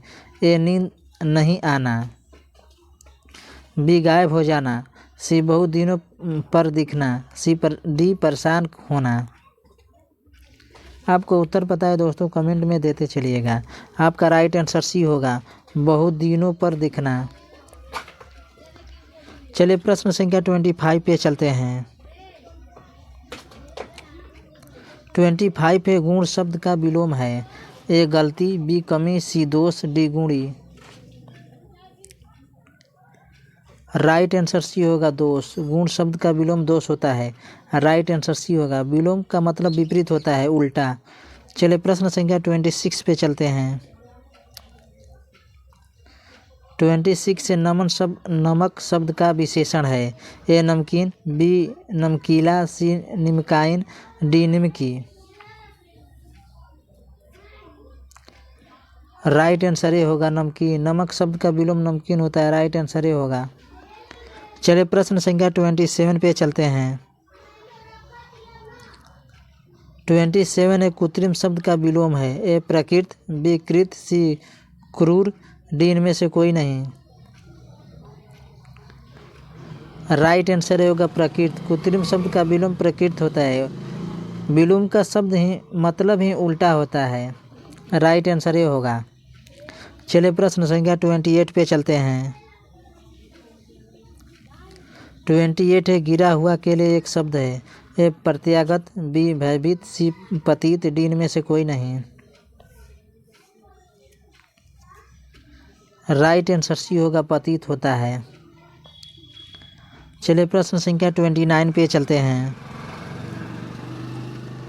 29 है अपमान शब्द का विलोम है? ए इज्जत, बी सम्मान, सी सत्कार, डी इनमें से कोई नहीं। राइट आंसर बी होगा, सम्मान। अपमान शब्द का विलोम सम्मान होता है। राइट आंसर बी होगा। चलिए प्रश्न संख्या 30 पे चलते हैं। 30 है गैंग्रीन क्या है? ए गांव, बी पौधा, सी जानवर, डी बीमारी। राइट आंसर डी होगा, बीमारी। गैंग्रीन एक बीमारी है। राइट आंसर डी होगा। चलिए प्रश्न संख्या 31 पे चलते हैं। 31 है आँखों के सामने के लिए एक शब्द है?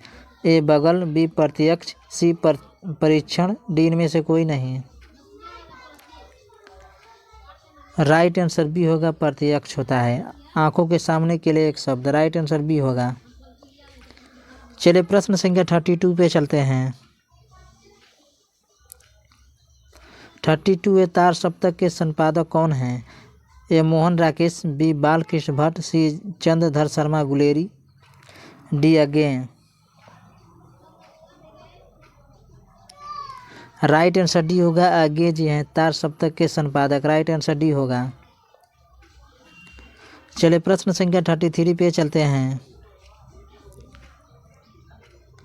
33 ये उषा शीर्षक कविता के कवि हैं।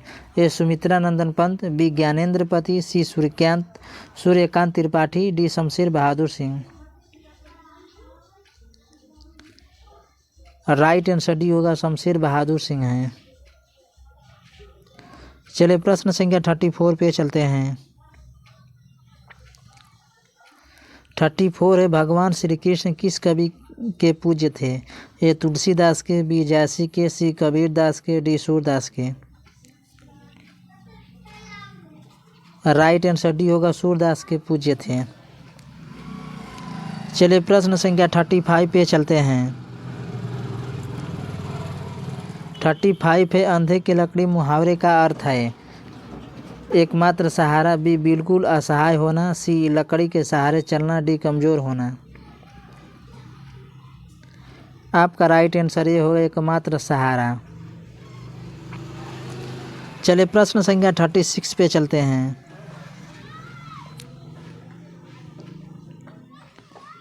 36 से पुस्तक शब्द संज्ञा है। ए जातिवाचक, बी व्यक्तिवाचक, सी समूहवाचक, डी भाववाचक। राइट आंसर ये होगा, पुस्तक जातिवाचक संज्ञा, राइट आंसर ये होगा। चलिए प्रश्न संख्या 37 पे चलते हैं। 37 है अल्पायु शब्द का विलोम है। ए अल्पायु लिखा, ए दीर्घायु, बी क्षीणायु, सी छोटा आयु, डी इनमें से कोई नहीं। ये अल्पायु लिखा हुआ है, ये अ है, अल्पायु। जल्दी से आंसर कीजिए। आपका राइट आंसर ये होगा, दीर्घायु होगा। अल्पायु शब्द का विलोम दीर्घायु होता है, राइट आंसर ये होगा। चलिए प्रश्न संख्या 38 पे चलते हैं। 38 है तुलसीदास की माता का क्या नाम था? ए मुनिया, बी चुनिया, सी हुलसी, डी इनमें से कोई नहीं। राइट आंसर सी होगा, हुलसी। तुलसीदास की माता का नाम था हुलसी, राइट आंसर सी होगा। चलिए प्रश्न संख्या 39 पे चलते हैं। 39 है कुर्सी शब्द संज्ञा है। ए व्यक्तिवाचक, बी जातिवाचक, सी भाववाचक, डी समूहवाचक। राइट आंसर बी होगा, जातिवाचक। कुर्सी जातिवाचक संज्ञा, राइट आंसर बी होगा। चलिए प्रश्न संख्या 40 पे चलते हैं। 40 यह नदी शब्द है। ए स्त्रीलिंग, बी पुल्लिंग, सी उभयलिंग, डी इनमें से कोई नहीं। राइट आंसर ये होगा, नदी स्त्रीलिंग शब्द है, राइट आंसर ये होगा। चलिए प्रश्न संख्या 41 पे चलते हैं। 41 रोज शीर्षक कहानी के लेखक कौन हैं? A Malayaj, B Uday Prakash, C Bhagat Singh, D Agyeya. Right answer D होगा, अज्ञे जी हैं। रोज शीर्षक कहानी के लेखक अज्ञे हैं, राइट आंसर डी होगा। चलिए प्रश्न संख्या 42 पे चलते हैं।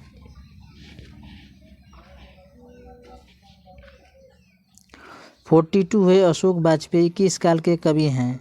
ए भक्ति काल के, सी छायावाद काल के, डी रीति काल के, डी आधुनिक काल के। राइट आंसर सी होगा, रीति काल के कवि हैं Ashok Vajpayee ji, right answer C होगा। चलिए प्रश्न संख्या 43 पे चलते हैं।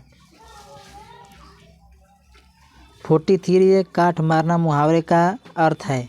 ए चोट लगना, बी हताश होना, सी अस्तबद्ध रहना, डी इनमें से कोई नहीं। राइट आंसर बी होगा, हताश होना। चलिए प्रश्न संख्या 44 पे चलते हैं। 44 है उसने कहा था कहानी में किस शहर का चित्रण है? A Jaipur, B Lucknow, C Amritsar, D Chandigarh. Right answer C होगा, अमृतसर का चित्रण है। चलिए प्रश्न संख्या 45 पे चलते हैं।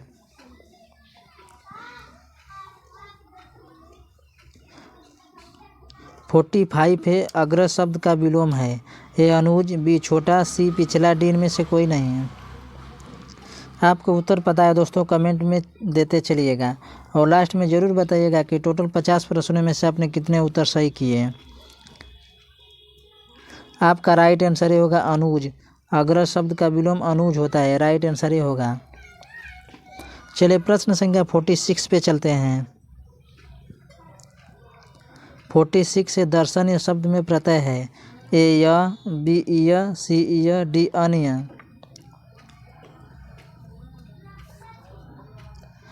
राइट आंसर बी होगा य। चलिए प्रश्न संख्या 47 पे चलते हैं। 47 है फणीश्वर नाथ रेणु की पुस्तक है। ए उर्वशी, बी मैला आंचल, सी कुरुक्षेत्र, डी में से कोई नहीं। राइट आंसर बी होगा मैला आंचल फणीश्वर नाथ रेणु की रचना है, राइट आंसर पुस्तक है, राइट आंसर बी होगा। चलिए प्रश्न संख्या 48 पे चलते हैं। 48 है जर्मन पलटन को किसने मार गिराया? ए बजीरा सिंह, बी लाना सिंह, सी बोधा सिंह, डी सूबेदार।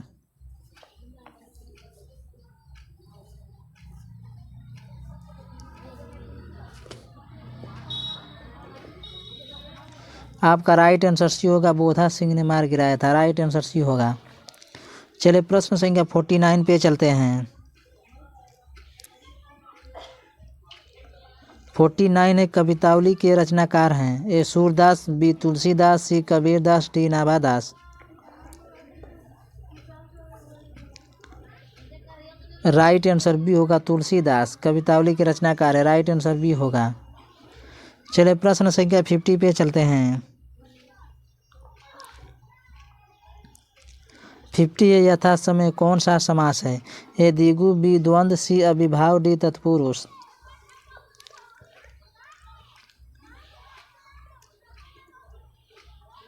राइट आंसर सी होगा, अविभाव समास है यथा समय। दोस्तों देखिए आपको अच्छी लगी तो प्लीज़ चैनल को लाइक और सब्सक्राइब जरूर कीजिएगा क्योंकि ऐसे ही वीडियो आपके लिए डेली लेकर आते रहते हैं। धन्यवाद दोस्तों, जय हिंद, जय भारत। चलिए एक और नेक्स्ट वीडियो मिलते हैं, तब तक के लिए धन्यवाद।